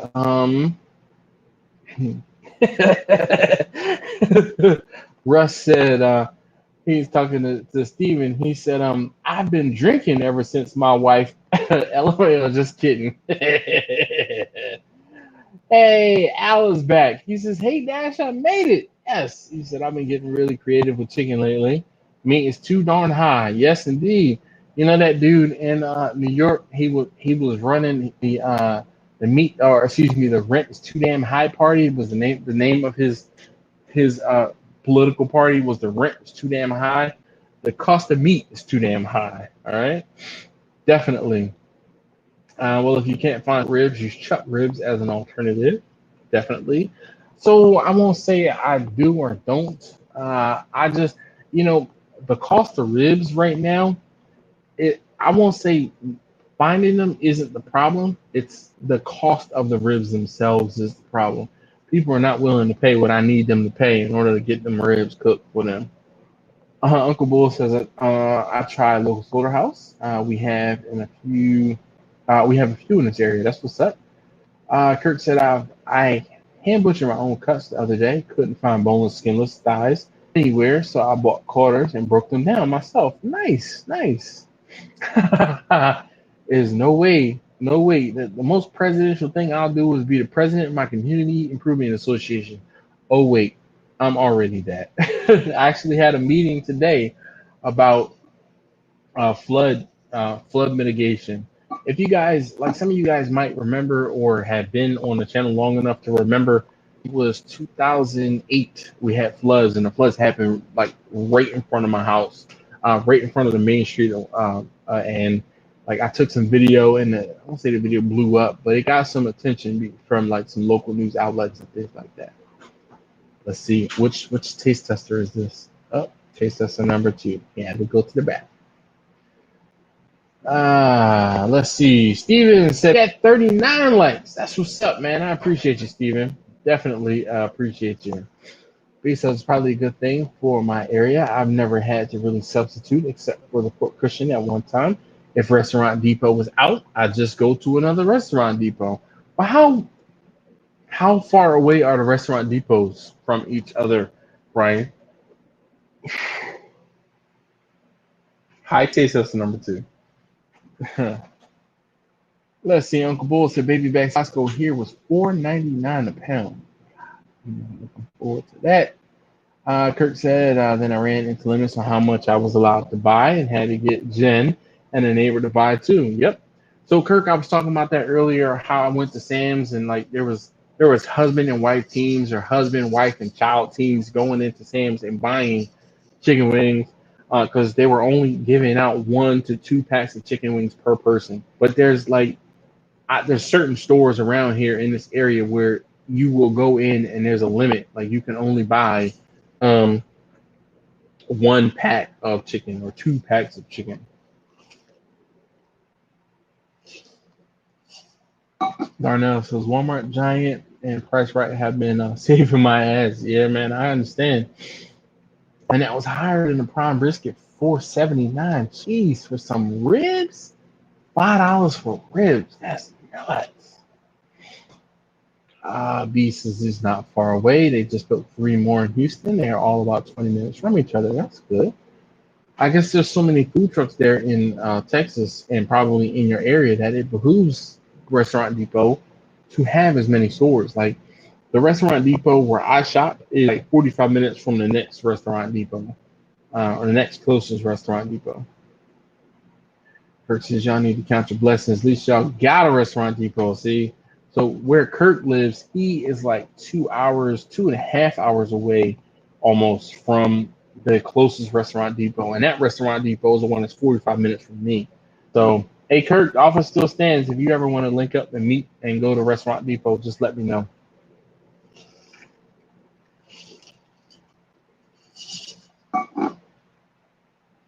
B said Houston is the 6th largest city. We can support it. Yeah, I won't say it's not about the support. It's about having enough people to go in and buy the stuff and enough businesses that go in and buy stuff from Restaurant Depot. Because you're supposed to have a business account in order to get in there, a business license. Yo, Mimi said oxtails are $19 a pound right now. Insane. T-bone, if you can find them, about $22 per pound. Whoa. That's you know what? I'm eating some chicken. I'm going to find me some turkey. So actually, I'm cooking a turkey this weekend. Kirk said, "Man, it's happening soon. You're gonna have to take Havana, because I'll be spending." Well, I mean, if you pay for fuel to get across the bridge, look, we can load it up. We can load up Vanna. I mean, you have a decent size, and you better clear all of the fire extinguishers out of the work truck. Bring that, stack that thing up from the roof from floor to the ceiling, and slap a freezer on top of the John, so you can get all the meat you can, man. Because she's well. Then again, meat prices the way they are, you might want to hold off. But I'm down with it. But I was saying, I had a turkey. I had a turkey in a freezer, and somebody hit me up and be like, "Hey, can you do a turkey for me?" And I'm like, "Turkey in July?" I'm like, "Give me a day or so." And I was like, "Wait, I have a turkey in the freezer." "Yeah, I sure can do a turkey for you." So this is when I told you guys how I bought an extra turkey and I had an extra turkey for Thanksgiving. It's coming in handy, right? Coming in clutch right now. and I'm not even charging any sort of premium or anything like that because I got it back, back then at the low prices. Uncle Bull says the closest restaurant depot to me is St. Louis, and that's almost 3 hours. Hog said, had chicken 4 ways this week. Sounds like bubble gum and shrimp fricassee, fried shrimp, poached shrimp, you know, shrimp, shrimp carbonara, all types of ways, man. You know what? But chicken is good, especially, maybe if you make sure you like use some variety and some different cuts, different pieces, and obviously different preparation methods. So, uh, uh, B said the pandemic closed down a lot of the brick and mortars, but a lot jumped back on the trucks. There's areas now that are food truck parks, and people come out from all over instead of going to restaurants. Which, I won't say one of the things, but when you are at a food truck, the amount of staff that you need to have at a food truck is greatly lower than the amount of staff that you have to have in a restaurant. So there are some inherent benefits to operating a food truck or a food trailer or a mobile food business versus having a mortar. But in my area, there are some advantages to having a brick and mortar too. So I mean, I guess it kind of goes both ways.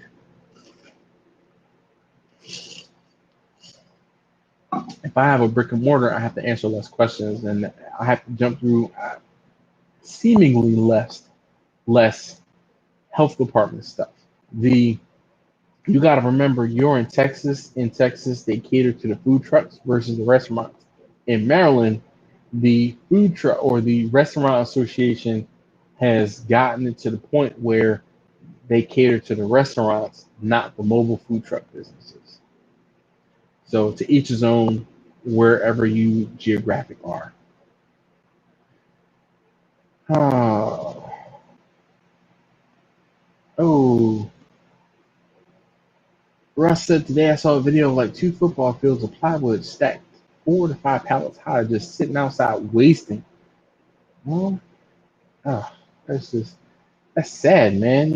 It's one of those things where there's so much trickle down right now that's happening, in our economy, and things that shouldn't be being like the price of things that shouldn't be raised is being raised just because somebody can, and some arbitrary. I mean, just like gas and diesel fuel.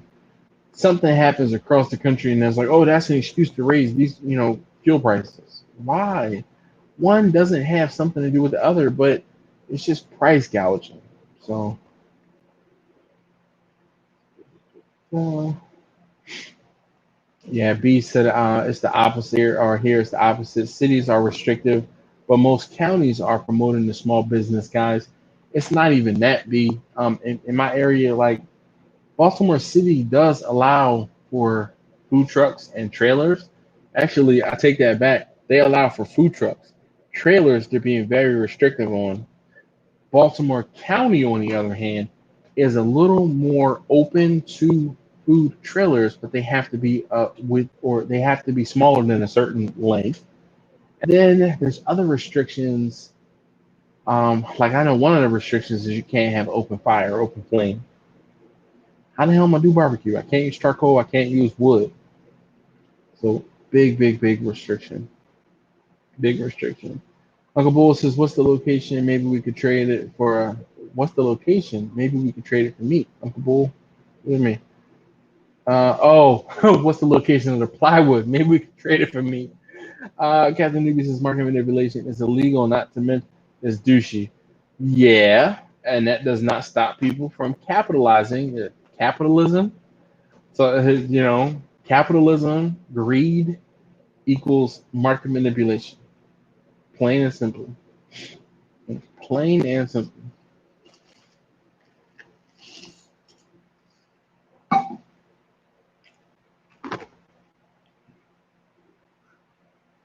Mm. Kirk's talking about something similar. He says Salisbury which is where he lives. I think we live in Salisbury. Salisbury is like half an hour or so outside of Ocean City, or close to Ocean City. He says Salisbury allows food trucks. Ocean City, no trucks except ice cream trucks and no open fires. You cannot have an open fire lane, so you cannot use a charcoal grill in the city limits of Ocean City. You cannot use a charcoal grill within 50 feet of any structure in Ocean City. 50 feet of any structure in Ocean City. No worry, Uncle Bull. I have to be a mind reader sometimes with the comments because I know you kind of want to type shorthand, and I have to um be cognizant the full conversation so that I can understand what you're talking about. So yeah, Captain Newbie says, "Yep, the green monster, that green machine, man, definitely that green machine."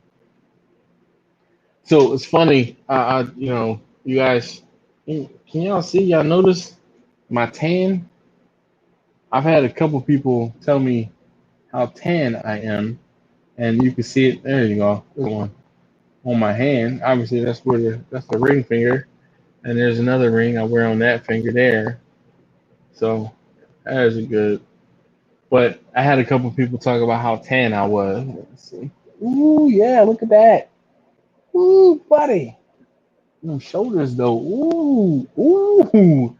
Anyway, yeah, I just talking about green machine. I'm like, oh yeah, look. Speaking of green, I'm tan. Uh, anyway, hey, look, there's a green.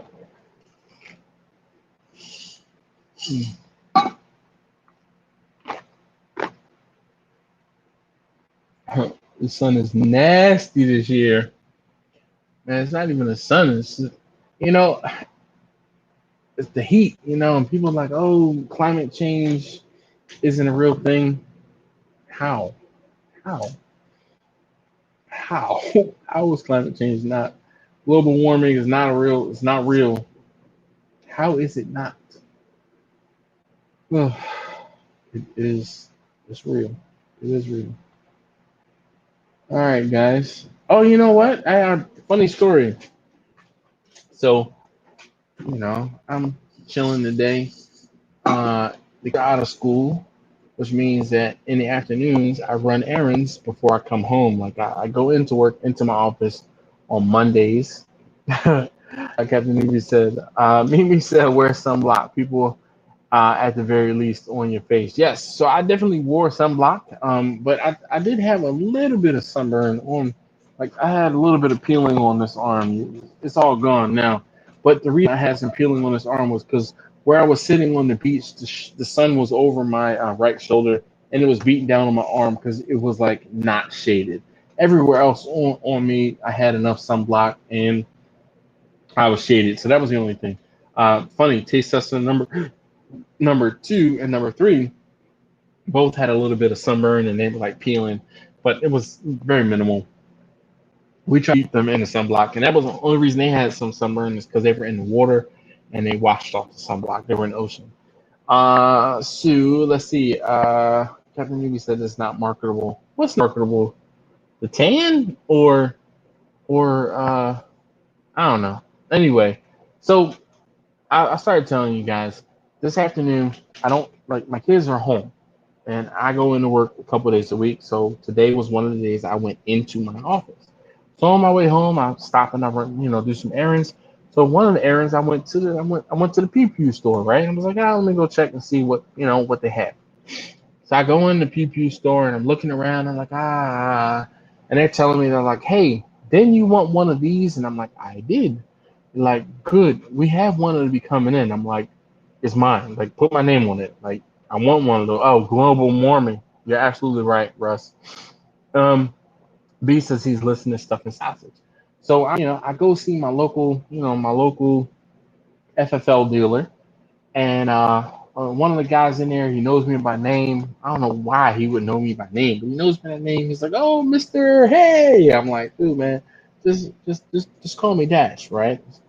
So but I give him the government name because they have to use my ID and such. So I'm sitting there, I'm talking to him, blah blah blah. I'm like, all right, I'm like, all right, man. I'll see you in a couple days because when that thing comes in, just let me know. He's like, yeah, sure. So I'm walking out the door, and if somebody walks in, right, and I'm like, oh, I'm polite. I kind of nod and say, hey, how you doing, to people as I walk by, and this guy, he did one of these like, don't I know you from somewhere?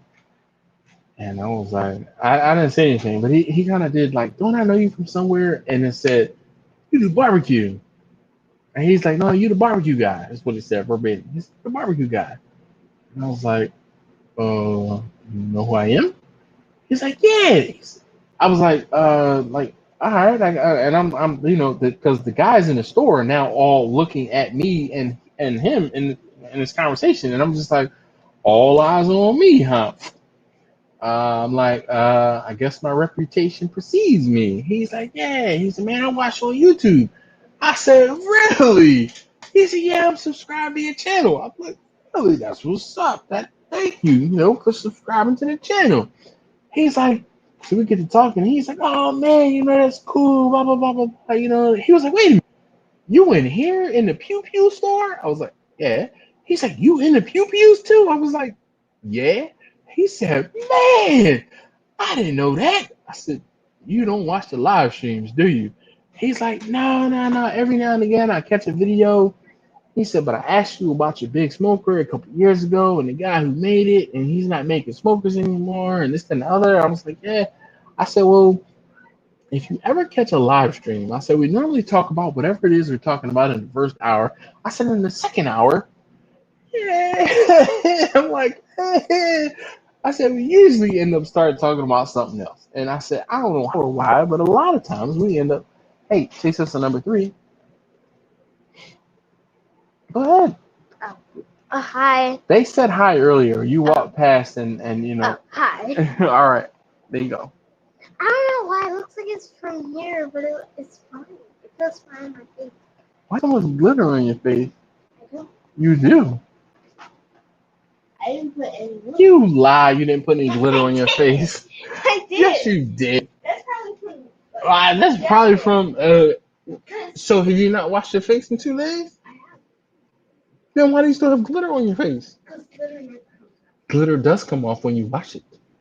In like Try harder. years. Try harder. No, it does not. Try harder. Try harder. Anyway, so I'm in the store and this dude is, he's like, "What? You're into these things too?" I'm like, "Yeah." He's like, "You and you into that?" I'm like, "Yeah." So we get to talk. I talked to this dude for like 45 minutes. We in the store talking between barbecue and pew pews, and it was a good time. He was like, "Man, we gotta link up." Sure do. And so we it was crazy. You close 25,000. I know. So let's see. D said, I'm officially no longer on call. I gotta get these kids to bed now. Have a great night. No problem, B. Be easy. Victor says so last chicken wings thoughts. Maybe you should sauce the right wings with traditional Kansas City sauce and a hot and spicy on the left wings. That's interesting. Interesting. Captain Maybe says you're close to 25,000. I know. Let's see. What is it? 22.8. Holy cow. I'm it's slowly but surely. Captain Newbie, I'll let her know you said hi. Uncle Bo, I'll tell her you said hi. Al said hi. Taste test number 3. You're up late, kiddo. Leah is in bed. Well, so Al, we have a hard and fast rule during the school year. They have bedtimes during the summer. They don't have anywhere to go. They're not in the summer camps. They're not doing anything else. They can stay up a little bit later. So I'll see the kids that keep making to have some kids almost. Having kids is overrated, especially when you get old. Because you like, man, go to bed, do this, go. You ever hear that book? It's Go the F to Sleep. That book, like, it applies. And then, if you've never heard the book or heard of the book Go the F to Sleep, you need to look up The Reading by Samuel Jackson. It is hilarious. Alice says, bedtime isn't for Leah's benefit. LOL, that's my quiet time. So Al, I'm the exact opposite. I'd rather let them stay up late at night because guess what? I get up early in the morning. But then again, we've talked about that. I'll get up in the morning and watch the sunrise during my vacation, where you're like, I get up at the crack of noon. I can't do that. I cannot. Like, in order for me to sleep past like 7 o'clock, I have to be super duper tired and or super duper intoxicated. Like, have had a lot to drink and there's no. He said, "Yeah, Mr. Sunshine." Sure enough, man. I get up and I do, man. Like I said, I burn at both ends, man. I'll get up first thing in the morning and watch the sunrise, and I'll stay up until 1 or 2 o'clock in the morning, and I'll be up in 2 or 3 hours, and I'll watch the sunrise like every day, every day. So, more butter, baby. I see you, Victor. I see the butter. Uh, I said only if I see some. Only I only see the sunrise if I got briskets cooking. Nope, I see sunrise pretty often. Russ said, although Victor, I never saw anyone pick up a wing and wonder, is this a left or a right wing? You know what's so crazy is I never really realized that there were right. I mean, you obviously know that a chicken has a right wing and a left wing, but I never really like separated them to right and left wings until I started cooking and I kind of had to lay them out the way that I do. So it's one of them things. Crazy, I know. Oh goodness. Hmm. Al, I bet you spend a lot more time up later at night, um, which is understandable. I'd rather get up in the morning. It's quiet in the morning. It's cooler in the morning, and I can get stuff done in the morning. Each his own. But then again, I'm up early. I've been getting up for years, like years. I start my shift. I'm usually at my desk, or typically I was at my desk at 6 a.m. Um, so while I'm at my desk at 6 a.m., I might not go to sleep until 11 o'clock or midnight, which means I'm getting up at 4:30, typically 4:30, like 4:15, 4:30 at the absolute latest. Getting up, getting showered, getting dressed, and doing the morning routine out the door by 5:15, 5:30, at my desk by 6 a.m. Um, but yeah, I go in at 6 a.m. I'm done at 2 p.m. And that's what allows me the ability to leave out of work and pick up my kids by 3 o'clock in the afternoon, or used to. I needed to pick them up by 3 o'clock in the afternoon. So, Alice, it's true. I go to bed around 3 a.m. Yeah, no problem, Mimi. Thank you very much. She says, gotta run. Have a good night, all. Yes, exactly, Captain Nubian. Says when they're eating wings, nobody cares. They just eat. Shut up. So Mimi says, me too. I get more done at night. I burn at both ends. So there will be times when I will be up until 2 o'clock, 3 o'clock in the morning, and then I get up at 6 and 7 o'clock. Like on the night when I do the live stream, sometimes it depends. Like while I'm doing a live stream, I might be yawning and damn it, I shift it now. I do it. I might be yawning and stuff like that. And then when I finish, I'm like wide awake. And I might be done the live stream at 11:30, 12 o'clock, and I might be up until 1 or 2 o'clock in the morning. Like worst, one of the things about me, if I sit still long enough, usually I'm asleep.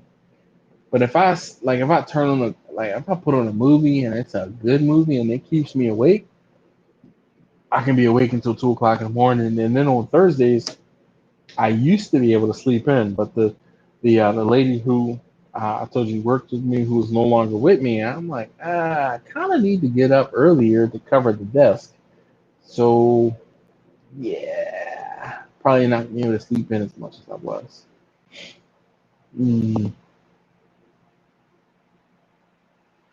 Russ said I'm on 11 to 7 Monday, Wednesday, Friday, and 9 to 5 Tuesday and Thursdays. See, that kind of messes with me, because like I used to work a 6 to I used to work primarily at my day job 6 to 2, and then I used to work it was like a 10 to 6. I guess that's right. Yeah, it was a 10 to 6 shift, but I I was able to leave early. I was able to leave early because the next guy didn't come in until like 7 o'clock. So, like, I would leave about 5:30, and I would go to my day job. So when I say I work day and night, done it, done it. Talking about burning at both ends, man.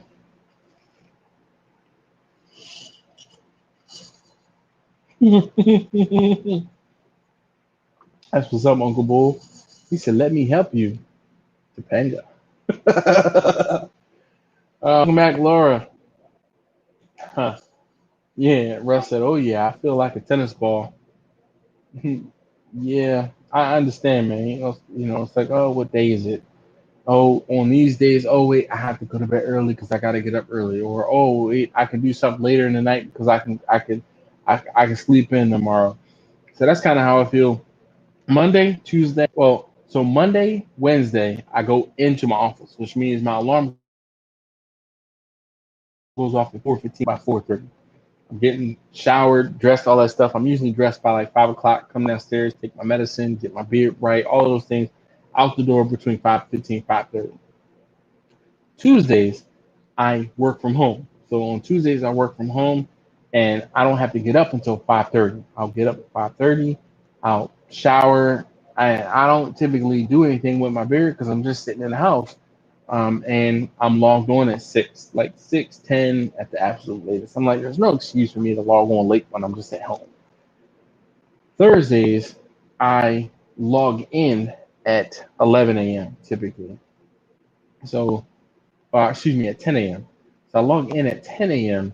and I'm like, all right, I sleep a little later. I stay up Wednesday nights doing a live stream, which is why I chose Wednesday night for the live stream because I get up on Thursday mornings a little late. Right. Then Fridays, every other Friday, I go into the office. Right. That kind of keeps me sane. So every other Friday, like I have an alarm set for 4:15 and 4:30 every Friday, but some Fridays I just turn it off. The other Fridays I'm like, damn it, I gotta get up and go in. But then it's like some Fridays I'm, you know what? I can work from home today. No one's gonna care. No one's gonna notice. So it's like they're never gonna know. Who's gonna know? They're never gonna know. Those who do TikTok. Um, yeah. So my schedule changes. Not every single day, Russ, but it changes a good deal. So the brake job went well. I just replaced the headlight bulb on my 2015 Equinox. I did watch the video first just to save time. Yes, indeed. Captain Newbie, that's what's up, man. My brake job or your brake job? My brake job did in fact go well. I did the brakes on her van before we went to Myrtle Beach.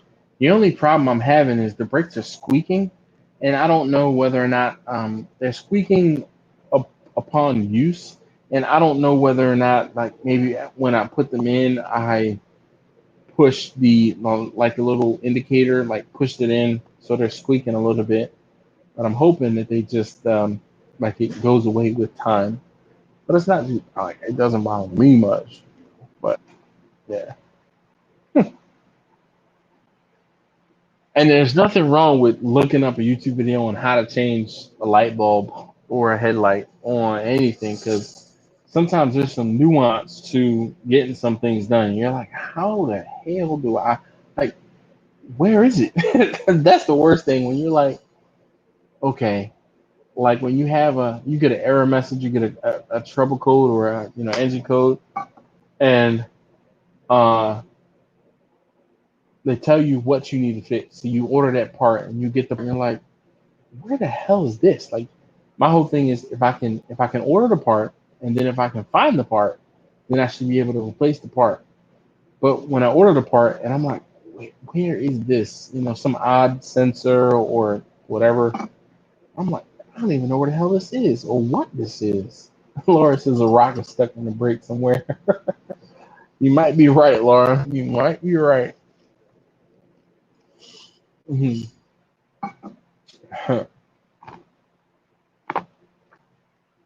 Mm. So tomorrow's video, actually, here, look, this is what I'm gonna do. Let's go ahead and get that video out to you guys. Those of you guys who are still here and hanging out. So let me get that video.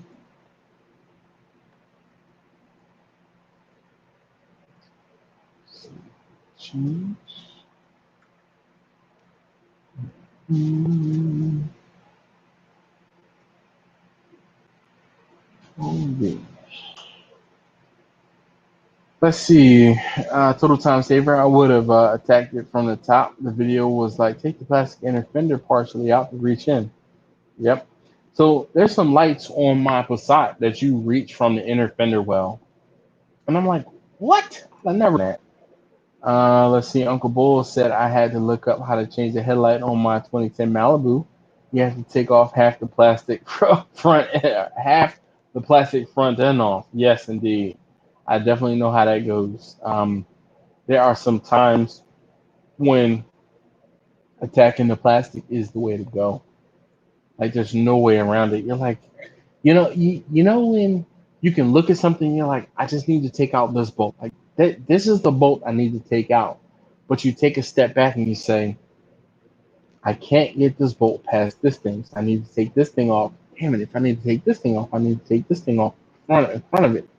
Well, damn! If I need to take this thing off, then I need to like move this, and so it's like you do extra work to make the work you need to do easier. I hate those things, but like if you work on vehicles long enough, you can see it. Like you can see it. You can see it, and you're just like, no way I have to loosen that to get to this.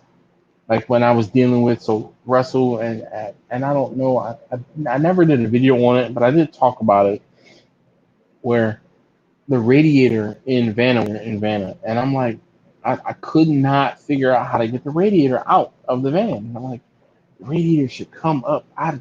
It should come up out of here. There's no way this doesn't come up out.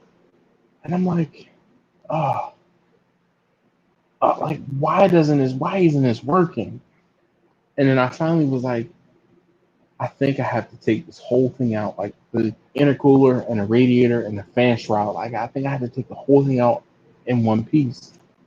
Sure enough, there was no instruction, no YouTube video that told me that I had to do it that way, but I figured it out. And sometimes it's like you have to do extra work or more work in order to get to do the easiest thing possible. First, said I learned how to build a deck watching YouTube and change the garbage disposal and change the dishwasher and remodel a walk-in closet. Yep. Um, the garbage disposal, I did a garbage disposal, and I won't say it was pretty self-explanatory. I may have watched the video, but changing the garbage disposal was not very difficult. Um, if you have if you have an incinerator brand garbage disposal, the flange works on all of them. Like it's the same. So the whole thing is you just like the flange stays where it is, and then all you have to do is twist the garbage disposal up onto that flange. Now I did have to replace the garbage disposal and the flange and all of that stuff in the current sink. I think I did that, but still, a garbage disposal is not that difficult. I also figured out how. So I have installed appliances. I've installed in my kitchen. I think my father-in-law and I installed the refrigerator. I installed the stove. I installed the dishwasher. I installed the microwave. I did the cabinets in my kitchen. Only thing I didn't do, oh, we did the flooring. And those were things that I did. I don't know if I looked on YouTube to kind of see how to do things or if I just kind of figured it out, guessing and checking. The only thing I did not install were the countertops because they're stone and the stone companies, they don't want you messing up their stuff. Let's see. Uncle Bull said, "Yep, I had to enter, and I had to enter with, yep, I had to, I guess, take off the inner wheel well cover to take out two bolts to get to the whole front cover off, to get the two more bolts to change the headlight." Jeez. Russ said, because I'm old, I never think to use my phone as reach tool. I always go to my computer. He said, I don't know. Cyber Laura said, no kidding, eh? Captain. You know what though? Most of the time I'm in my garage and my computer isn't closer, my phone is. So if I'm in the garage and I'm having difficulty or if I'm having a problem, I'm like, how the hell do I take this thing out? How the hell do I remove, and something will pop up and I'm like, no way. No way. And I'm like, so when I was having difficulty finding out how to remove the radiator on my van, I found a web forum and it was like, you have to take out the intercooler and the radiator as one piece. I couldn't find a video on how to do it. It was a web forum. So they, in text, they were like, the guy was like, I'm trying to replace the radiator on my whatever, year E350. And I'm like, hey, great. That's what I have. And then the responses were, you have to take out the intercooler and the radiator as one piece. What? Why would I have to do that? Sure enough, take it all out as one piece. You disconnect the radiator from, blah, blah, blah. Yeah. Laura says, did your phone talk back and say, hey, get a mechanic? Nope, I am the mechanic. I'm a very competent mechanic. Like, I've been working on vehicles since I was 16. No glitter? Look, she washed her face. You guys can't see it on camera, but oh wait, there's still a little glitter. I still see some glitter on your forehead. Try again. No, no, no, no. You're going the wrong way. You're going the wrong way. She's ignoring me. Oh, hey, taste tester number 3. There's a couple people that said hi to you. I don't remember exactly who, but a few people. Hi. Hi. All right. She says hi back. Laura says, hey, taste tester number 3. She's going to bed now. Well, she's going to her room to watch more TV. She's not going to bed. Mm. So Al, I don't know if it's still here. Another thing that we do is we do not allow them to watch TV during the week during the school year. So, yeah, Al. Uh, Al, it's so funny. I was going to mention something about glitter and, that place where you and I might typically get glitter on our faces. But I, like, to my taste tester, I was like, nah, I'm not gonna make any of that. Like, no, none whatsoever. Um, but yeah, I'll get her to say, "Mo butter baby" later. It's so funny. But the whole thing is they don't watch TV during the week during the school year. So summertime and when they have off from school, they're allowed to watch much more TV and they take advantage of it. So yeah. Russ said, "Oh yeah, they don't sleep." First love says, "God, I hate glitter." Yep, I definitely agree. And it's crazy. Like I'll get like greeting cards. My mom is big on greeting cards. Like anytime Valentine's Day, Mother's Day, her birthday, I'm sending cards. And Christmas, Thanksgiving. But one of the cards I sent her recently had a bunch of glitter on it, and I had glitter on my hands, and I was just like, why did I pick this card? Like it was one of those unassuming cards because you can only see the top of it, right? So you start reading half of it, and you're like, oh, let me take it out. No, I've already touched it, glitter all over, and all you did was like lift the card out of the little thing, and I'm like, no. But yeah, I despise glitter. I despise it. Thanks, Al. He says, "LOL, good man." Yep, there are times when I just bite my tongue. Got to watch those glitter comments. Uncle Bull, sure enough. Captain Newby says, "Any fourth orders? Fourth orders? What's up, Mike? How you doing this evening? A little late for you, but maybe you just finally pulled over and you're ready to take your like you're out of hours, I guess." Not much. Nothing much. I'm just chilling. Chilling like a villain, cooling like a fan. You know what I mean? You know what I mean? I'm saying, you know what I mean? Oh, any July 4th orders. So, the turkey. I told you I'm smoking a turkey this weekend. I'm doing a turkey for somebody who wants a turkey for July 4th. Like, it's odd, but they're friends of mine, car friends of mine. They really like my cheese. They had my turkey one year for New Year's Eve, and they're like, "Hey, look, we're getting together for July 4th. Can Dash do a turkey for us?" And somebody reached out, and one of my friends reached out, and I was like, And luckily, I had a turkey in the freezer, so today is Wednesday, going into Thursday, and I need to do it, so I need to let it thaw. I'll let it thaw, and then I will put it in brine Friday night into Saturday morning. Well, Saturday afternoon, and then Saturday afternoon, Saturday evening, I will smoke a turkey.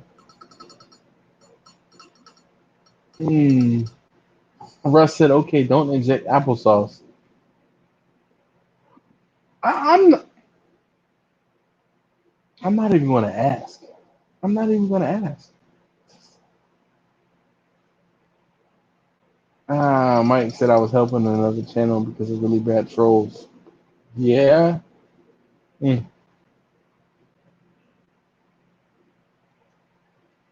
Oh, goodness. Excuse me.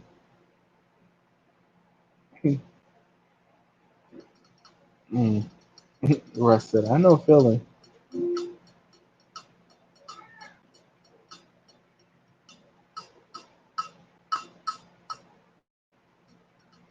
First love, come to the stage for your entertainment. Put your hands together. Here's glitter. Man, I can tell y'all some stories. Stories. Some of the clubs when I was 18, man, I seen some stuff. I've seen some stuff that still blows my mind to this day. You know, we're talking 18 years. 18? I'm 40. When I was 18, no, 22 years. Still mind boggling. Like,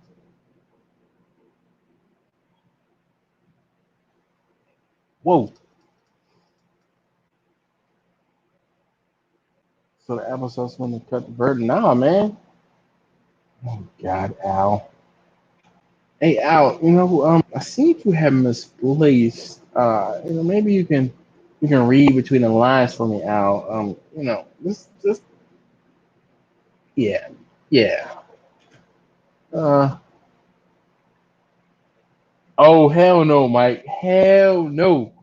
There's no way I'm putting this out there on YouTube. Nope. I don't care how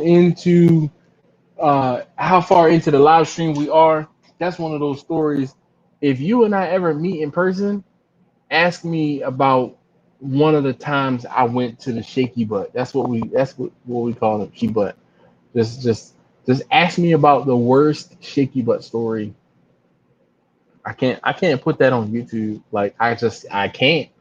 I respect my friends, and I know better. When you put things on the internet, that is in ink, and I am smarter than that. And ain't nobody gonna get me telling the shaky butt story. Nope. Mm. Victor, both. It was a turkey in the freezer, and I'm happy to see you. All right. B said he's done stuffing the turkey. First love said I dated one. Male, female. you gotta you gotta put all of that out there. So I used to work with this dude that was a stripper, and it's crazy. Like little dude, and he was like, yeah, I did it because he was like I was a break dancer, and then he got into doing that because he was into dancing, and I was like, dancing, stripping, not the same.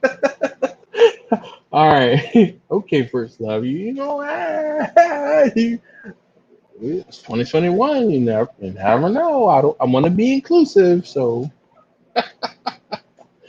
but yeah, it was crazy. So we used to give him grief all the time, like asking him his stripper name and stuff like that.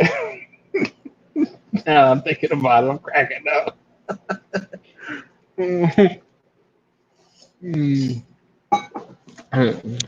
mm, mm, mm, mm. Anyway, yeah, I've had some experiences um, in my youth, for sure. Like, wow, yeah. We're not gonna talk about that, Russ. He's just, he said, B.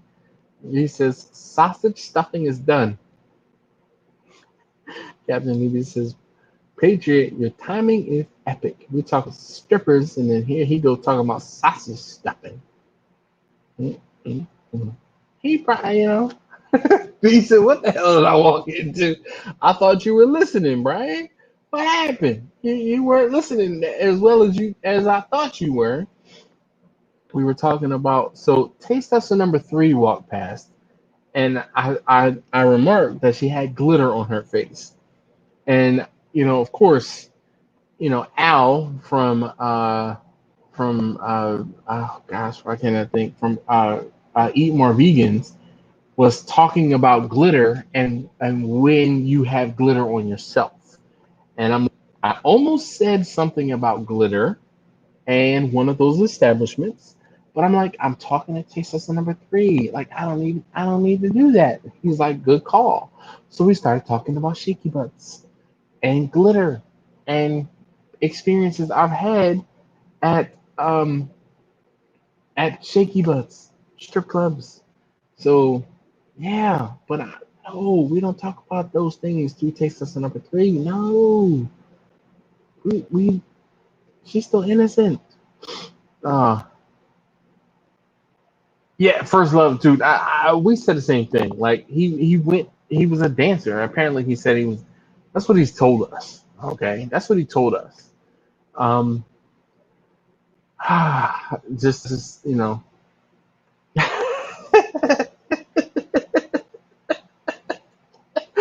Mike's like, channels over here and Dash is way over there. Like Russ said, then down the rabbit hole, man. I don't need any more liquor. Yo, this is all I had tonight because I know this stuff is potent. Um, mm-mm. I'm telling you, I've been a sloppy fool on this live stream before, and I'm like, nope, nope, nope. I'm not doing it. You said I had to handle the sausage. Thanks for sharing. Thanks for sharing. Mm. Now the wife is working the sausage, and I'm having a beer. All right, you can share them stories on Patreon and never let them be for public views. Uncle Bull, you are a wise man. Um, so here's the deal.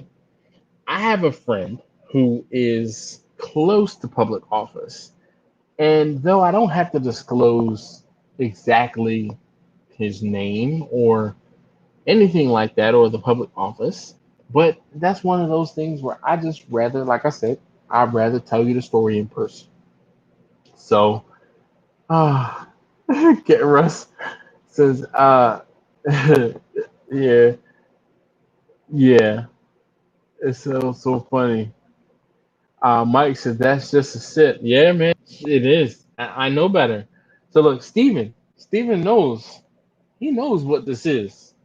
Okay, you know why Steven knows what this is? Hold on, let me get it right. Oh wait, let's do it this way. Uh,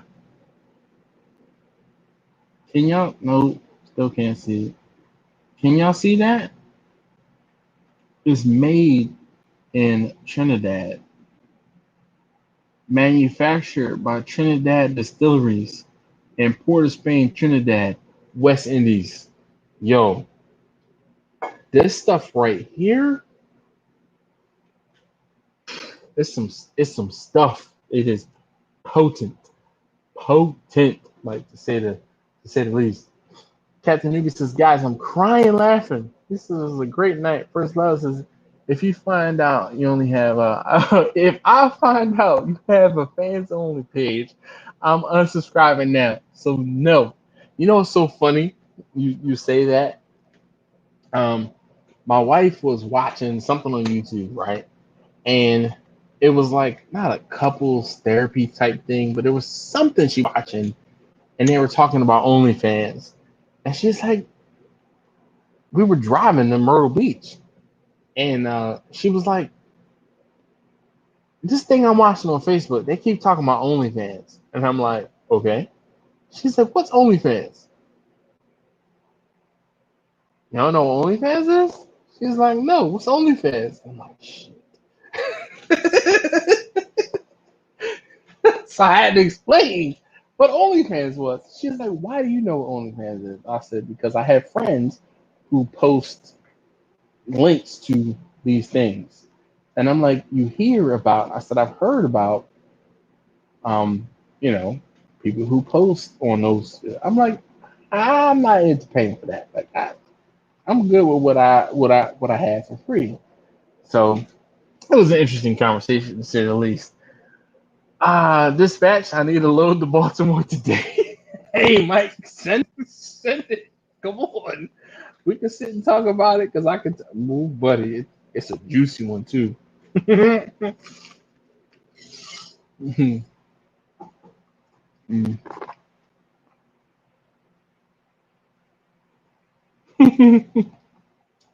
All right. Jamie says there will be a fourth harvest from my garden. I will remember my brother Dash. Well, that's what's up, man. Steven says we call it speak the truth, man. Shoot, I already know. Drunken Chef says, "What up? I'm back, man. You missed it. We was having a great conversation. There's less than an appropriate amount of missing. There is less than an appropriate amount missing on that one. Oh, I know. We post memes about people on OnlyFans. Shoot, I already know. Uh, Russ, I'm not. Mm-mm. I know I can 100 proof, 150 proof. This is 150 proof. 150 proof. That is not to be taken lightly. And yeah, oh, what's up, Preston? How you doing? Welcome to the house party. All right. Yeah. So Preston, you missed it tonight. I got a little bit of a parting gift from one of my coworkers. She is finished on the program, so she gave me some of this. She is from Trinidad, and Trinidad. There's this puncheon is famous in Trinidad because it's an overproof rum, and I don't know if you saw it. I'm trying to. There you go. It's 150 proof. I used to drink this stuff with one of my best friends back home. Um, I drank it. Said, sorry, I missed it. He said, all good, Aldo. I'll rewatch. That's what's up. I'm definitely appreciative of those of you guys who watch the live streams, like watch the replay. Definitely appreciate you guys who do that. But so one of my best friends back home, he would go to Trinidad and he would bring back a bottle of puncheon, like clockwork. You couldn't get that. Randy said, I use the air fryer. Okay. Preston said, we call that ooh wee juice here. We call it ooh wee juice there. Yeah, different animals. I don't hunt at 150. He said, I don't hunt at the 150 proof beast. How's the slips? So, Victor, they are still sitting on the counter. It's been too daggone hot, man.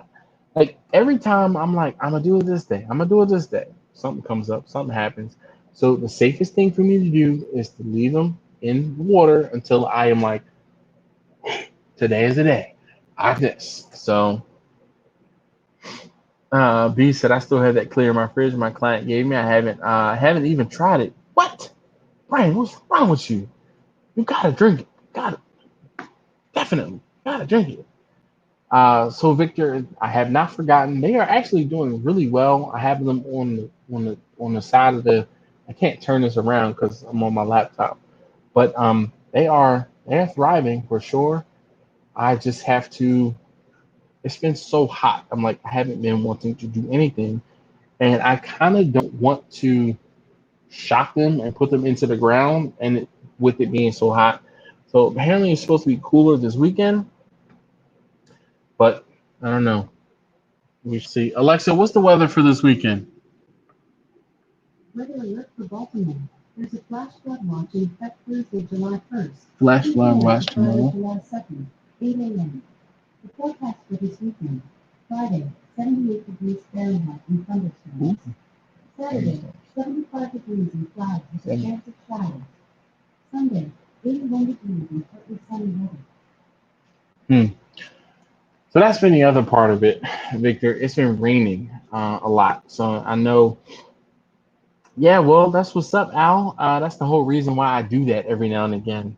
I'm like, Alexa, tell me a joke on purpose. Why is the ladder in the north? It was always being stood up. Why was ladder unlucky in love? It was always being stood up. Man, our AC is out. Dang, hot here in South Louisiana. Yeah, buddy. So she said, why is the ladder always being no? Why is the ladder unlucky at love? Because it was being stood up. I'll tell you what, my neighbor made some smooth 184 proof out of cut open cake. Yeah, well, damn, man. Nice. That's what's up.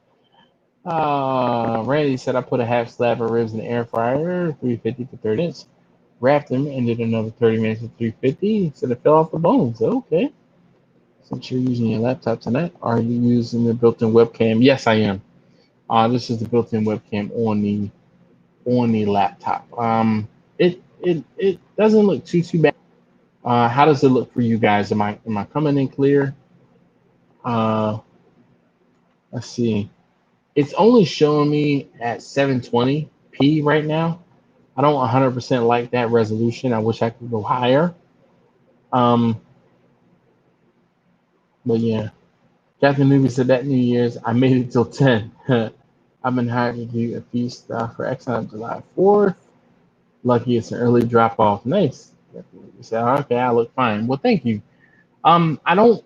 I like one of the things that I don't like about using the or doing the live streams is the quality on the picture that I'm looking at. It is very pixelated and it just does not look all that well. Um, let's see. Let's do this. Oh, yep. I did not mean to take a picture. Let's delete that. Back. Okay.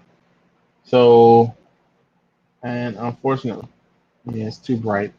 I was gonna try to see if you could, see me to see me. Uh, Rainy said, sometimes someone commented on my lamp sugar shop said, shit, they did the same thing. Nice. He said, not crystal clear tonight. So one of the things when I use my phone, it has a higher resolution screen, or excuse me, a higher resolution camera than my laptop does. So unfortunately, that's probably why it looked a little fuzzy. But if you watch the replay, I imagine it clears up. So just one of those things. Victor said, hey, no goat. I haven't planted any of mine either. I have close to 150 slips. Oh, man. Well, shoot.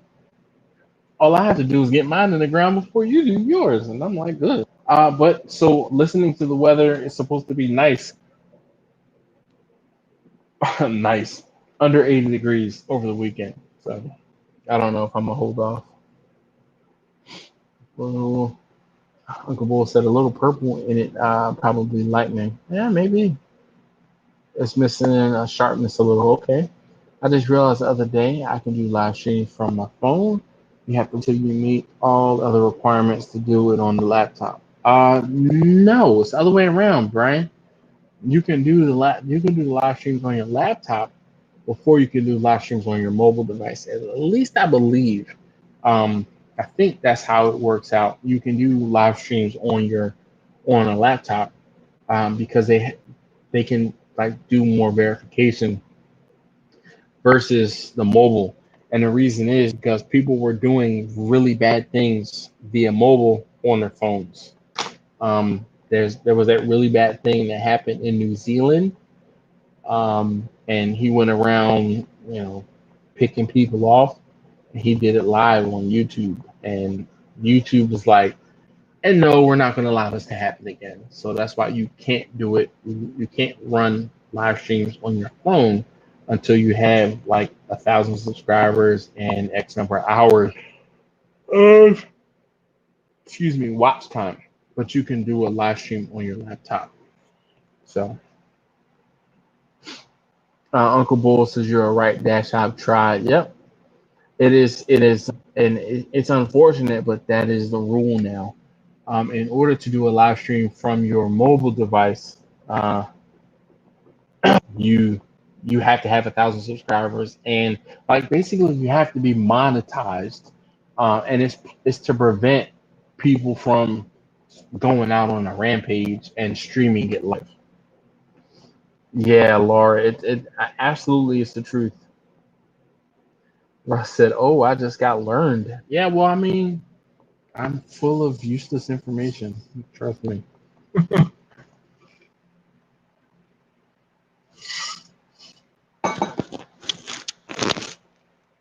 I prefer to do my live streams from my phone because I can regulate the comments on the screen a lot easier.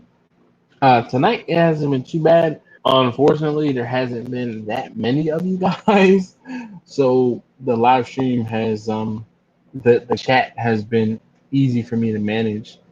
But yeah, that's the thing with live streams and YouTube. Uh, GoPro as a webcam and have also my Canon M50 on there. Nice. So, but it's still running through your computer, and running through your computer is what the whole thing is. It allows for an extra level of verification. Um, you know, that's why.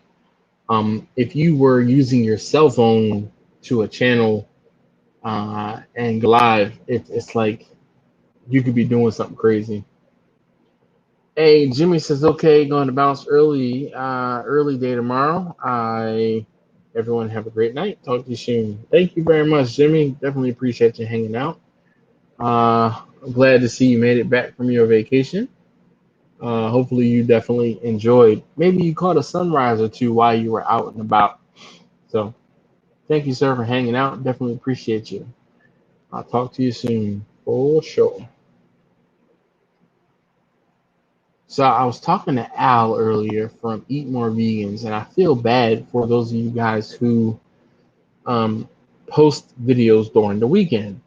I tell you guys, I won't say all the time, but I tell you guys that I don't watch as much YouTube on the weekend as I do during the week. When I'm sitting in front of my computer for work, one of the things I do to pass the time is watch YouTube in between tickets and calls and metrics and reports and things like that. So I watch YouTube. But during the weekend, I try to devote the weekends to family time, and I put my phone down, I put my phone away, early in the morning before my kids get up, or later at night after they go to sleep, or after I'm kind of laying down. But that, hard and fast rule, usually I'm in bed, I do not, I put my phone down. Like I put it on the charger, boom, that's it. And, I don't watch as much YouTube during the weekend.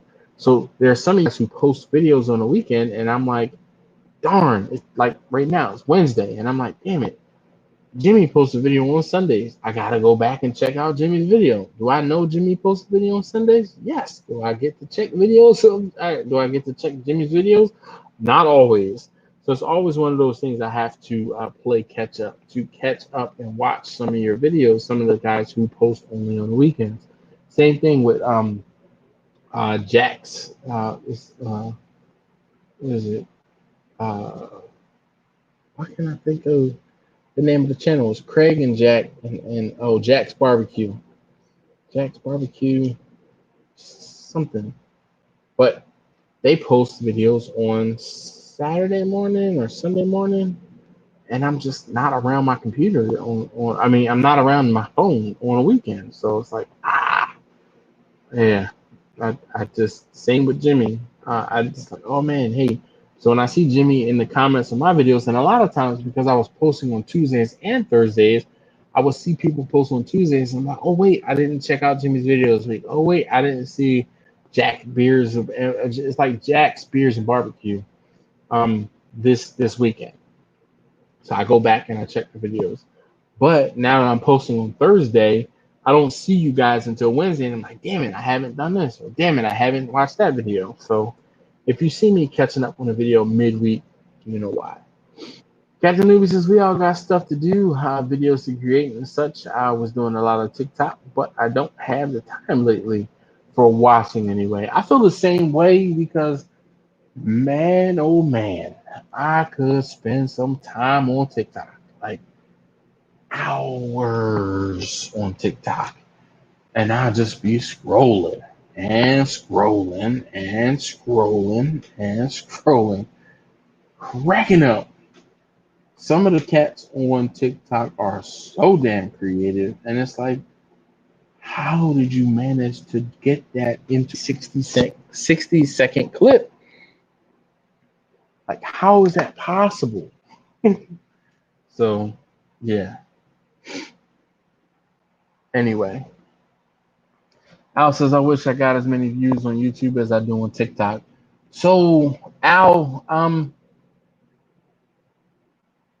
it's one of those things, man. You know, like, hold on, let's see. Let's go out there.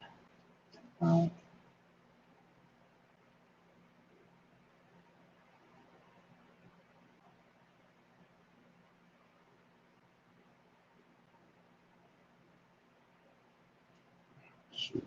If I type vegans correctly, eat more vegans, Carnivore Barbecue. So it's got almost 30,000 subscribers. I'm going to follow you. And 313,000 likes. You have a decent amount of views here. I won't say, oh, look, here's, oh, dude, the one about the lettuce.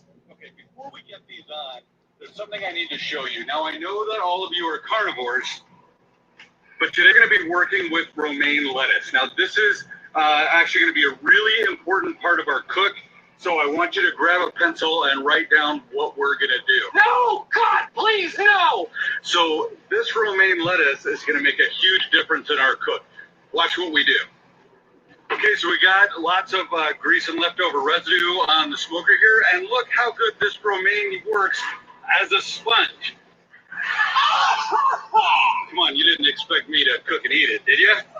Okay, before we get these on, I can tell you, now, I know that little clip that I commented on the video, that video that he did about that clip, and I was dying. I was cracking up about that clip. So, I mean, he's got some good clips here. Here's a 10,000, 17,000. Oh, this one's got 600. This is important for every carnivore to understand. Sometimes you make a mess in the kitchen. I've got here, don't be afraid, it's organic firm tofu. Let me show you what we do with the tofu. Is I'm going to open it up, and you notice that it's here in water. And then watch this. It's like a sponge. Now we finally have a purpose for tofu here in a carnivore kitchen. You guys didn't really think I was going to cook and eat this, did you? It looks like this tofu isn't even good for cleaning, and it's obviously not good for eating, so I don't know. This is important. Sometimes you make... There are some of those videos like that Al does, and they knocked it out of the park. That was one of them. Here's another one. I want to show you guys. I've got this kale here, and I know you guys are all carnivores, so this is an important thing for you to learn.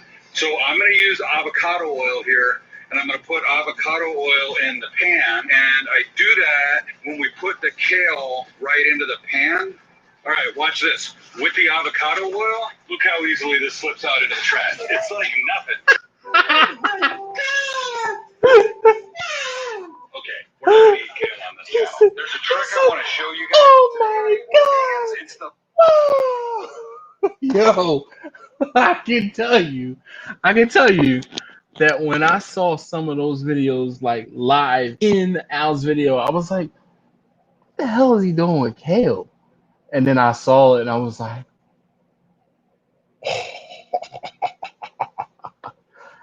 oh man. So Laura says that's funny. Captain Newbie says that's effing hilarious. Victor says I agree about weekend videos. I also tend not to watch videos over 15, 20 minutes. I don't have the time.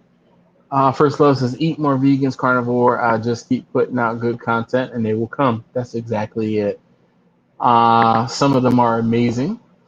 Stephen and Jacqueline is laughing. He's using his fork. Yes, indeed. Jacob is laughing. Uncle Bull says, who was that? I need to follow him. Sorry, I missed the name. That is this guy here. Eat More Vegans. So definitely check out Eat More Vegans on YouTube. Al is out. Yo, I like watching Al's videos because Al films and posts his videos in 4K. Since I have this new laptop, I bought this laptop a few months ago, and my new laptop has the capability of doing 4K. Like I seek out videos that are in 4K. And Al is one of those channels that does videos in 4K. You know who else? Excuse me. Freaking liquor is giving me indigestion. You know who else does videos on 4K? Ricer. Okay, Ricer does videos in 4K as well, and I enjoy like watching the videos in 4K. It's like I'm there. Like it's so very nice. And Al's videos are awesome. Definitely. Let's see. This is nice.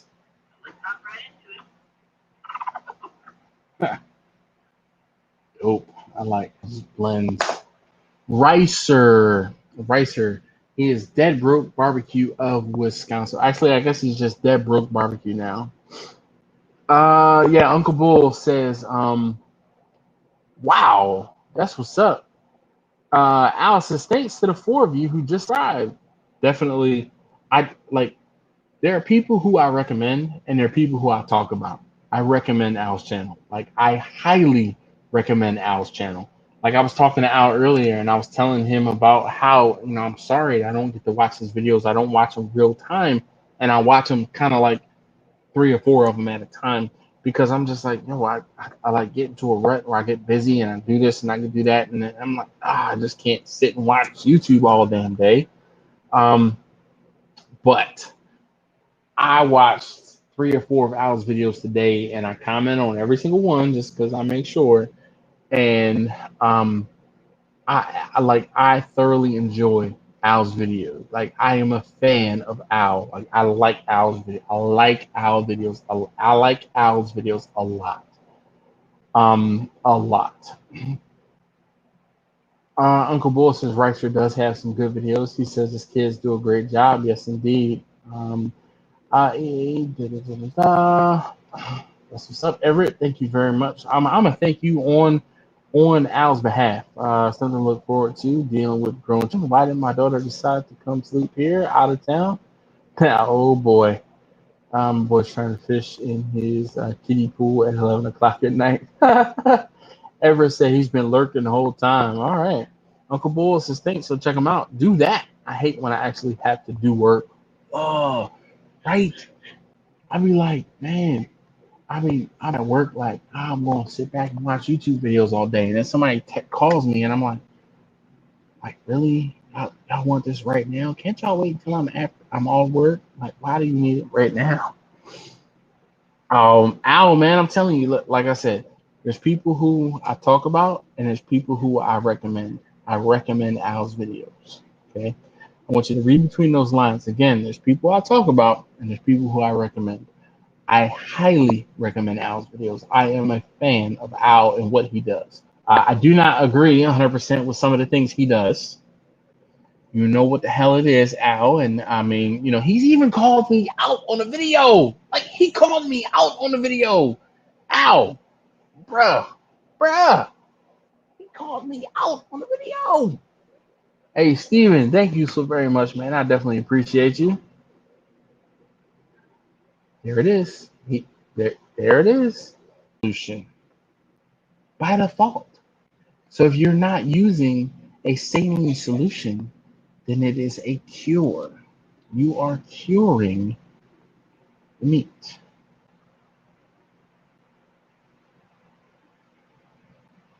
And this is why you, Everett. This is why I like you.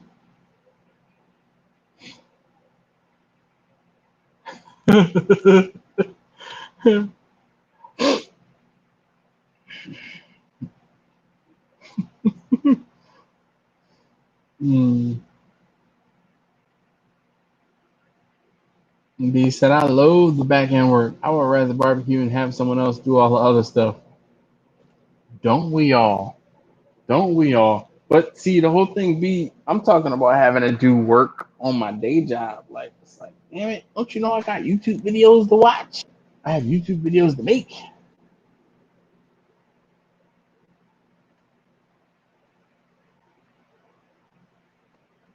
So Al says curing is for preserving meat. So yes, if you do a cure, a traditional cure, long is going to be for reservation, excuse me. But if you do a quick cure, that will add flavor. So, hey, Victor, where you at? Where you at to back me up on this, okay? Because Victor and I are on the same page when it comes to dry brining. It does not exist. Oh, man.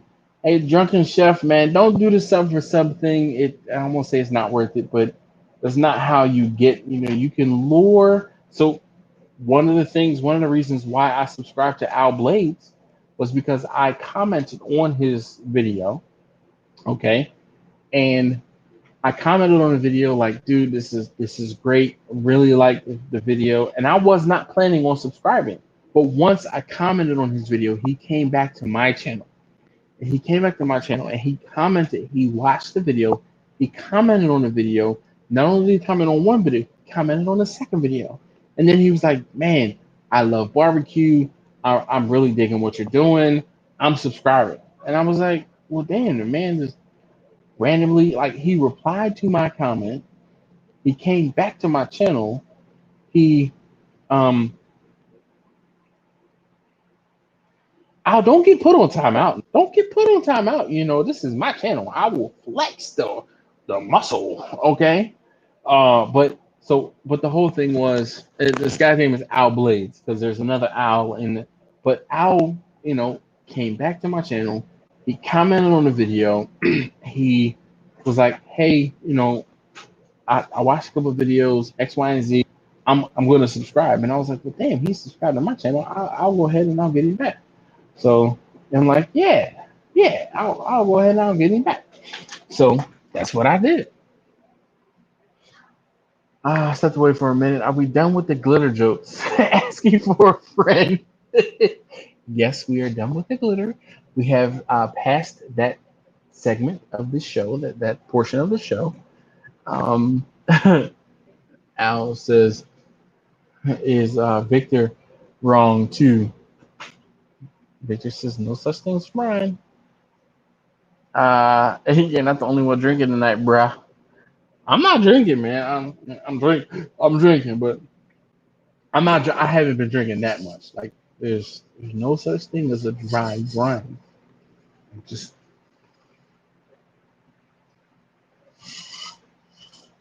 oxymoronic.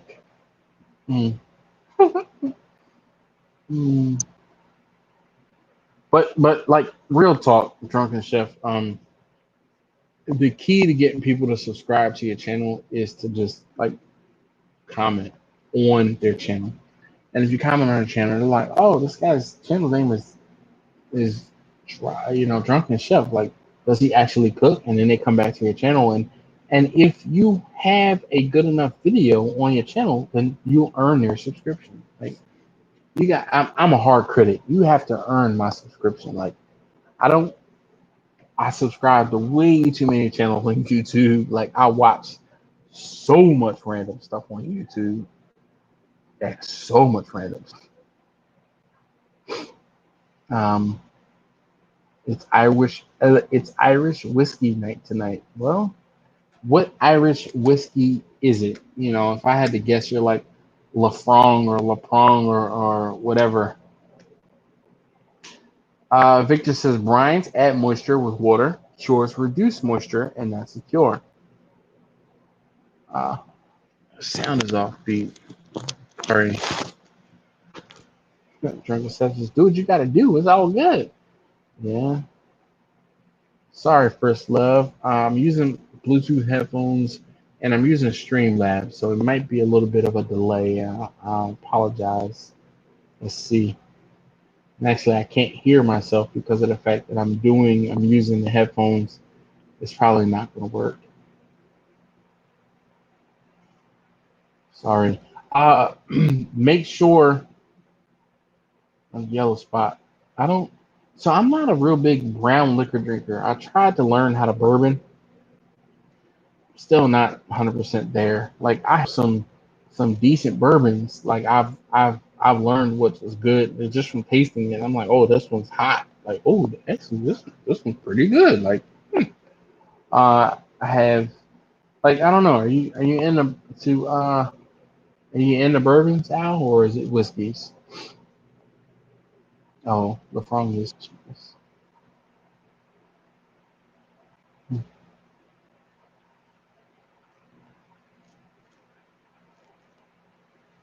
So I'm looking at. I have a couple bottles of Blanton's, and people swear by Blanton's, and I'm like, man, I have a bottle of E.H. Taylor that I covet. Oh my God, what, Al? You should have led with that, good brother. What? But you know what? I've seen Al's camera setup. I've seen Al's studio. I should have known better. Like you need to do a bourbon and rye walkthrough. Like, do some other stuff, man. Do because I'm telling you, cross pollinate. You do a video about bourbon and rye. Those people who are into bourbon and rye are also into barbecue. They might not find your channel because you're primarily looking for videos on bourbon and rye on YouTube, where you're talking to the barbecue folks. But there's some barbecue folks into bourbons and such, and there's some rye and bourbon guys that are into barbecue, and you got to cross pollinate. So maybe that's an idea for us linking up, because I want to learn some stuff. Like I don't know. Al, you are ever so clever. He said, when we make picanha, we can taste them all. I don't know about all of them, but I would definitely like to taste a couple.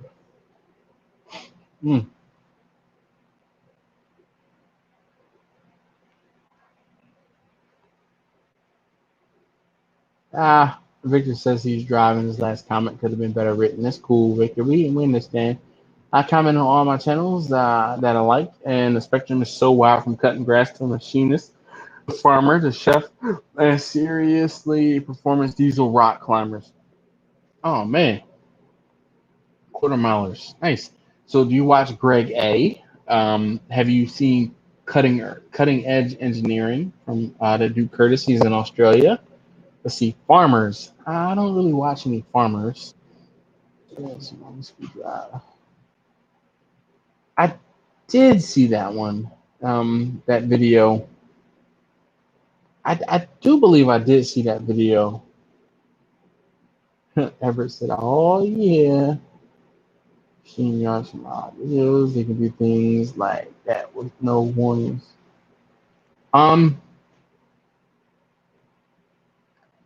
Yeah, I did. So Captain Newbie, so Russ, what are the channels like seriously? What other channels, or what are some other channels that you guys watch? Like, you guys know I talk about the fact that I don't watch as many barbecue channels on YouTube as some of you guys do, and that the reason why I don't Yeah, I did see that one. Al, that's the one where I made the man shrooms. I definitely did see that one. Because you had like your in-law and somebody else who was there. Yeah, BBG. What is BBG, Russ? BGG? Still not helping me. Um, but yeah, I do remember seeing that video because I was like, damn, those mushrooms. I don't even like mushrooms like that. My wife likes mushrooms. What's funny is as I've been cooking mushrooms more for her, I've been eating more mushrooms. So um, it's kind of a byproduct. Zip ties and supplies. Okay, I've heard of that channel, but I haven't necessarily watched it. Like I may have watched a video or two. Um, I think they're definitely a drag racing channel.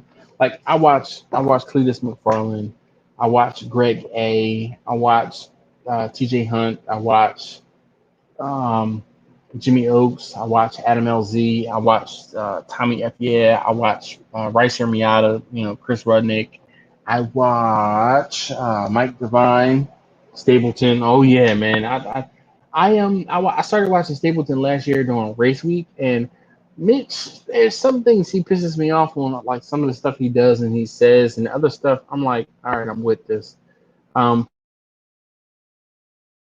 14th or 20. So I actually watched a video from Andrew Camarade today.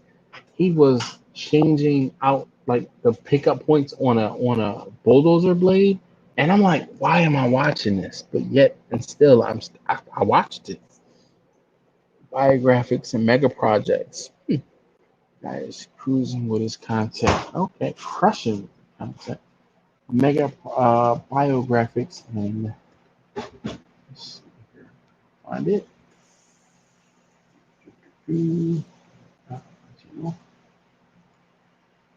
See, I like when people talk about. So, all right, you know what? Here, let's see.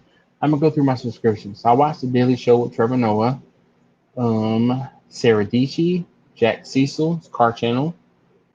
Uh, so I watched on this channel called On Tap Studios. They read off some like Reddit stories and things like that. So like when I'm driving, I can listen to the Reddit stories because I don't have to watch.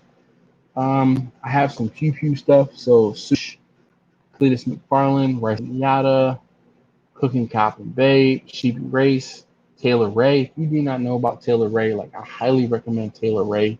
He's one of my favorite automotive YouTubers. Um, there's another one that, like YouTube, recommended this video, and I'm like, why am I watching this? This dude, his channel name is Let's Dig 18. My man runs an excavation company, and I'm like, why am I watching this? Yeah, I can't stop watching. So every now and again, I watch a couple of his videos. Life OD, which is um, Orion from Haggard Garage. B is for Build, Philip DeFranco, Rad Industries, so that was Rad Dan. He's a drifter. Colin and Sigmir. Nice. Colion War. I mean, there's lots of different stuff that I watch. Lots of different stuff that I watch. So some of you guys, that's just like a, uh, an inkling of the things that I watch. Mega Projects is cool. I'm an engineer by trade. Nice. I watch a lot of homesteading channels. All right, Victor. So if you don't know, obviously Russell, who's from Raspberry Rock, he posted a video a couple of days ago about installing solar. So then let's get the name of that channel: Biographics and Mega Projects. Biographics. Let's see. I guess, is this channel just biographics? Or are you talking about two separate channels? Biographics and mega projects. Biographics. Projects. Mega projects.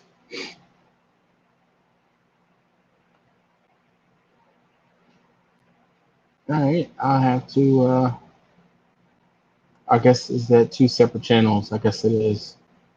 So there's Mega Projects and Biographics.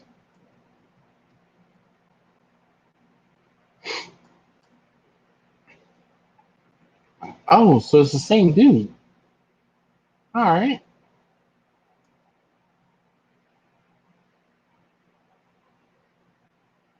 Golly, these are some long videos. Whew. All right, I'll have to check it out. All right, livestock and butchering. All right. Something ranch, demolition ranch. That there you go. First love says power washing. Yeah. Let's see here. Let me make sure. Ooh. So yeah, Captain Newbie says, Stapleton 42.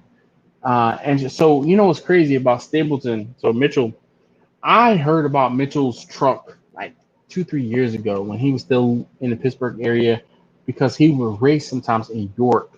And like I would see pictures from when he was like in central Pennsylvania, and they're like, "Oh man, check out you with this Escalade who's going fast as hell in an Escalade, all-wheel drive Escalade, boom, boom, boom, boom, boom."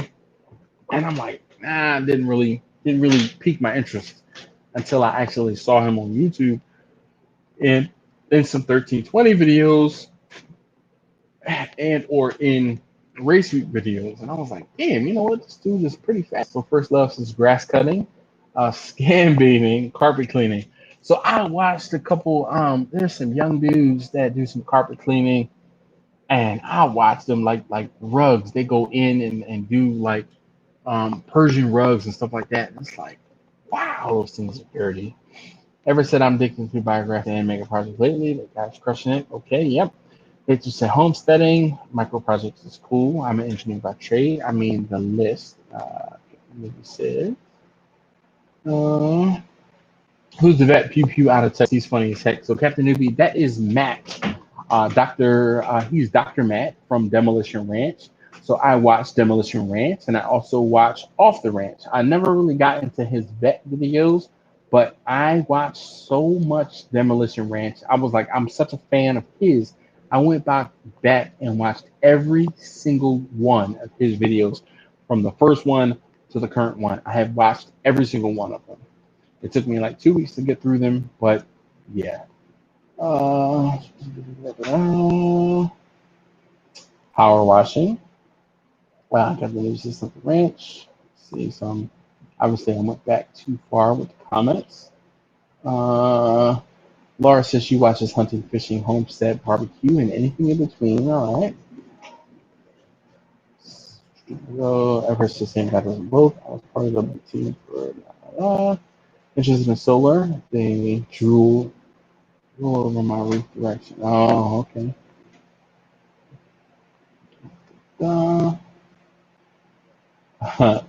Critter. KB says, "Hey everybody, just got off work. Time to chill with Mr. Dash." Well, KB, man, unfortunately, I've been at this for 3 hours now, over 3 hours. Yeah, Captain Newbie says, I watch a lot of welding. I watch a lot of welding as well. I used to watch, what's the guy's name?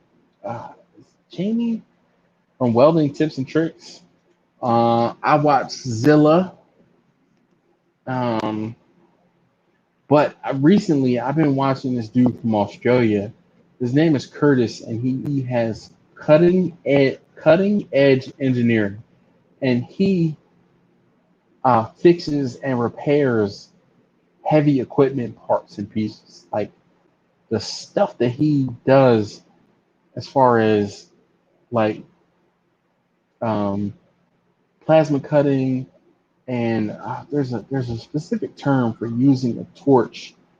Oh, plasma gouging, welding, and then machining and milling. Oh my gosh! Like I'm a fan of watching his videos. Yeah, I'm definitely a fan of his videos. So let me go back to my subscription page, and I'll tell you more stuff I'm subscribed to. Real quick, that's the easiest thing to do. Actually, let's just do this. So I talked about Daily Show. I talked about Sarah Dietschy, Jack Cecil, who is a car guy on Daily Show. I subscribed to the channel RPS Dent Specialist because a friend of mine. Black Comedy. I've been subscribed to his channel for a very, very long time. Some stock stuff. There's Tom Horseman. He's got a new video. Taylor Ray, Sheepy Grace, the cop, the cooking cop and babe. Cletus McFarlane, Sous.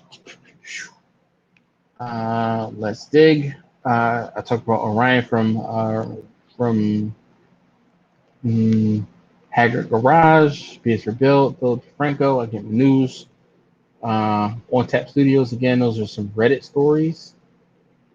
Colin and Samir, Bo of the Fifth Column. If you've never watched Bo of the Fifth Column, this dude is great. Like, he takes current political things and he makes it so you can understand what the hell is going on, basically. There's Breakfast Club, Coleon Noir, Complex News, Colette Davis. So Colette Davis is the girlfriend of Adam LZ, which is pretty cool because they're in the same place, but they're doing different things sometimes. So like the difference in the things that they're doing is a little different. I like different perspectives. So here's Race Proven Motorsports. Race Proven Motorsports, the guy who owns the company or owns the shop, his name is Fran. Fran has a hell of a Corvette. And Fran and his now fiance, I don't think they're married yet, wife maybe.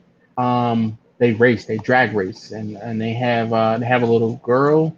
But the thing that drew me to that channel is the guy who's their cameraman. I know him personally through Volkswagens, and like going down to Ocean City. So the guy's name is Steve. So me and Steve are real cool.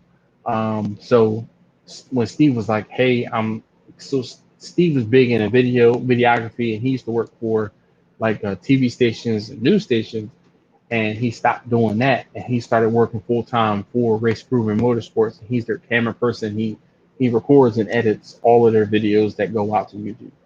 So yeah, here's a good one: Veritasium, Formula Drift, Think Media. If you like YouTube stuff, there's Big Lou, Pat Flynn.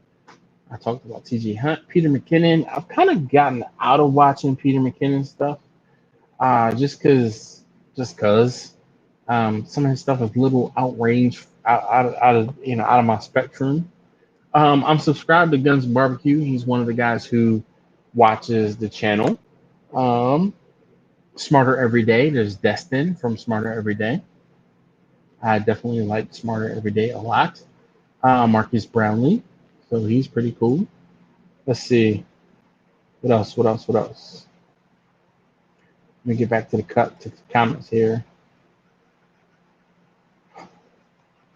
Oh shoot. We'll love it tomorrow. And here's Everlast, Take My Plastic. Nice. That's what's up, man. Yeah. It's a good channel, just getting around and watching. Okay, I have no videos, but somehow I have subscribers, Skibby says. Yeah, well, that's what happens. When you start commenting on other, people's videos, people get to your channel and they're like, "Oh, hey, I'm gonna subscribe to your channel." The B said, "I've been slacking so much on my channel. I've been posting everything on Instagram." I have been seeing your stuff on Instagram, Brian, but maybe you just need to take a moment and kind of collect that stuff up and put it on YouTube's. Monroe Live. He talks about cars and stuff like that. Bon Appetit, I'm subscribed to them. Demolition Ranch. So Matt posted a video earlier today about shooting kinetic sand. That's what it was. Let's see. Hero Lifestyle. He's a drifter, like up in Connecticut. Pretty cool. Tipsy Bartender. I subscribed to him for a long, long time. Joshua Wiseman, I like his style, like VinWiki, Junkyard Dave, NPR, like the music stuff. There's Eamon McClaimham, he does the Tito Tuesday thing. KSR Performance. If you don't know who KSR Performance is, you know, definitely you should.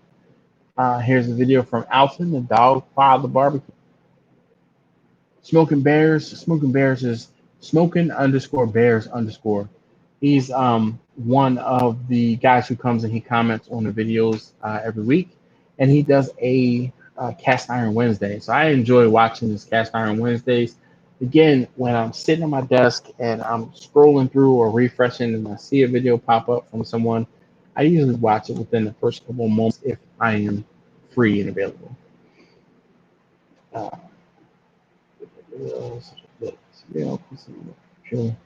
Truck update. Cool. That's what's up, B. So I mean, I'm subscribed. I'm subscribed to a lot of folks. Lots of folks. So I talked about D's Q Backyard Barbecue earlier during the live stream. He was talking about excuse me, the Masterbuilt 560 Gravity Series. He said it won't work. And he kind of went into why it won't work and gave some explanations on what's going on. So there's lots of channels I'm subscribed to. I'm subscribed to way too much stuff happening. But here's a channel that I subscribed to recently that has been like phenomenal. How many of you guys know who Casey Neistat is? Yeah, Laura, I'm sorry. Don't be mad at me. Casey Neistat? Anybody know who Casey Neistat is? He was like one of the, if not the biggest blogger on YouTube for like a year and a half. So, Al, if you're a big fan of Casey, you need to check out his brother Van's videos. His brother Van, and I don't know Rat Rob Bob, but if you know Casey, you need to check out his brother Van. Van Neistat. His videos are phenomenal, like phenomenal, mind-blowingly phenomenal. And he does this thing. It's called the Spirited Man, and he talks about the Spirited Man and what a Spirited Man is, or what the Spirited Man is. I'm telling you, look back at the videos. No, Laura, it is not Casey and the Sunshine Band. So Casey put out a video about a month, maybe 2 months ago, about his brother Van. You need to watch that video about Van, and then do yourself a favor and watch all of Van's videos. Van is better than Casey. Van is better than Casey. Van is such a better storyteller than Casey. Casey's like here. Van is here. It's ridiculous how good Van's stories are. And for Van to not be oh my gosh. Like for Van to not be into social media. Yeah. Sense. It depends, B. It depends.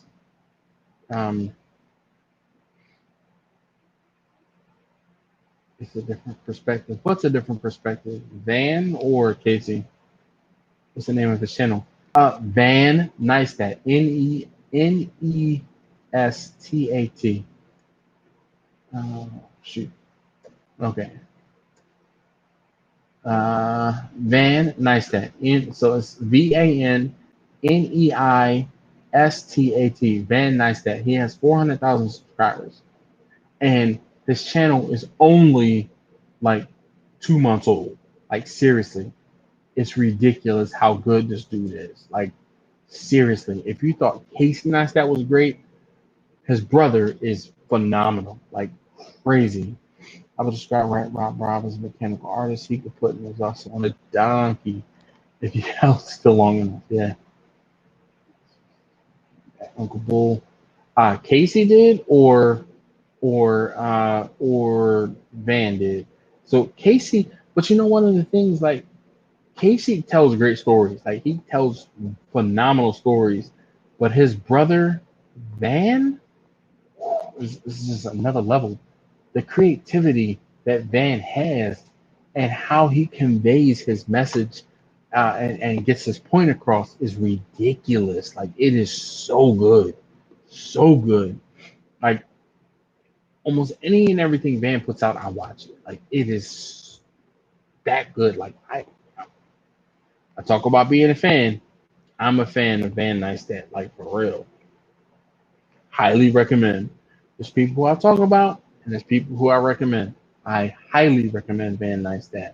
Highly. You will not be disappointed. Like, yeah. And you know, it's one of those things where, like I said, when you, I don't know. I think I can empathize with his whole spirited man vibe. Uh, Blue is still in the game. Elbow call. Thanks, Uncle Bull. He posted a link to Van Neistat's channel. I appreciate you. Definitely appreciate you doing that. It's not so easy sometimes for me to post links.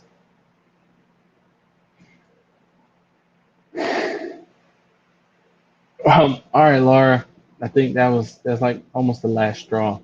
But I mean, if you guys want to talk about different channels and things like that, like I said, I've been on YouTube for a very, very long time, so I am subscribed to some oddball channels. And you know, I have a reason why I'm subscribed to almost every single channel. And then, you know, it's crazy when somebody doesn't post a video in like a year or two, and then they pop up and they post a video. Like, why the hell am I subscribed to your channel? Just like, oh wait, I remember. Yeah. Victor said I have to call it a night. Good night. Oh, yes, indeed. I'm about to call it a night too. I've been at this for almost 3.5 hours. Good gracious. Oof. Ooh, man. Oh, yeah. Huh. Man, in case you, no, I did not. Um, I did not. So he's talked about that video or those videos. It's not a video, but that HBO show, Uncle Bull, the Neistat brothers, and I have never gone back and watched it. Like, I keep saying, oh, I'm gonna go back and watch it. I'm gonna go back and watch it. I'm gonna go back and watch it. But Casey described it as vlogging 5 or 10 years ago, or 5 or 10 ago, before vlogging was a thing. They did it, and yeah. So it's on YouTube, Uncle Bull says. I might have to go back and try to watch it. Millennial Farmer. Conrad. Oh, well. Sorry. I've hit the wall. Yeah. Cool. I didn't quit first. Good night, guys. Much love to you all. No problem, Captain A. Russ. Thanks for watching, man. Well, this is pretty good, Uncle Bull says. Okay. I'll have to check it out. Hey. B says this pork belly sausage tastes amazing. Nice. First love. Good night to you too. And Conrad, Millennial Farmer. So let's go ahead and open up.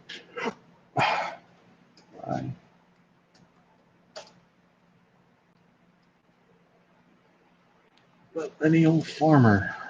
Oh.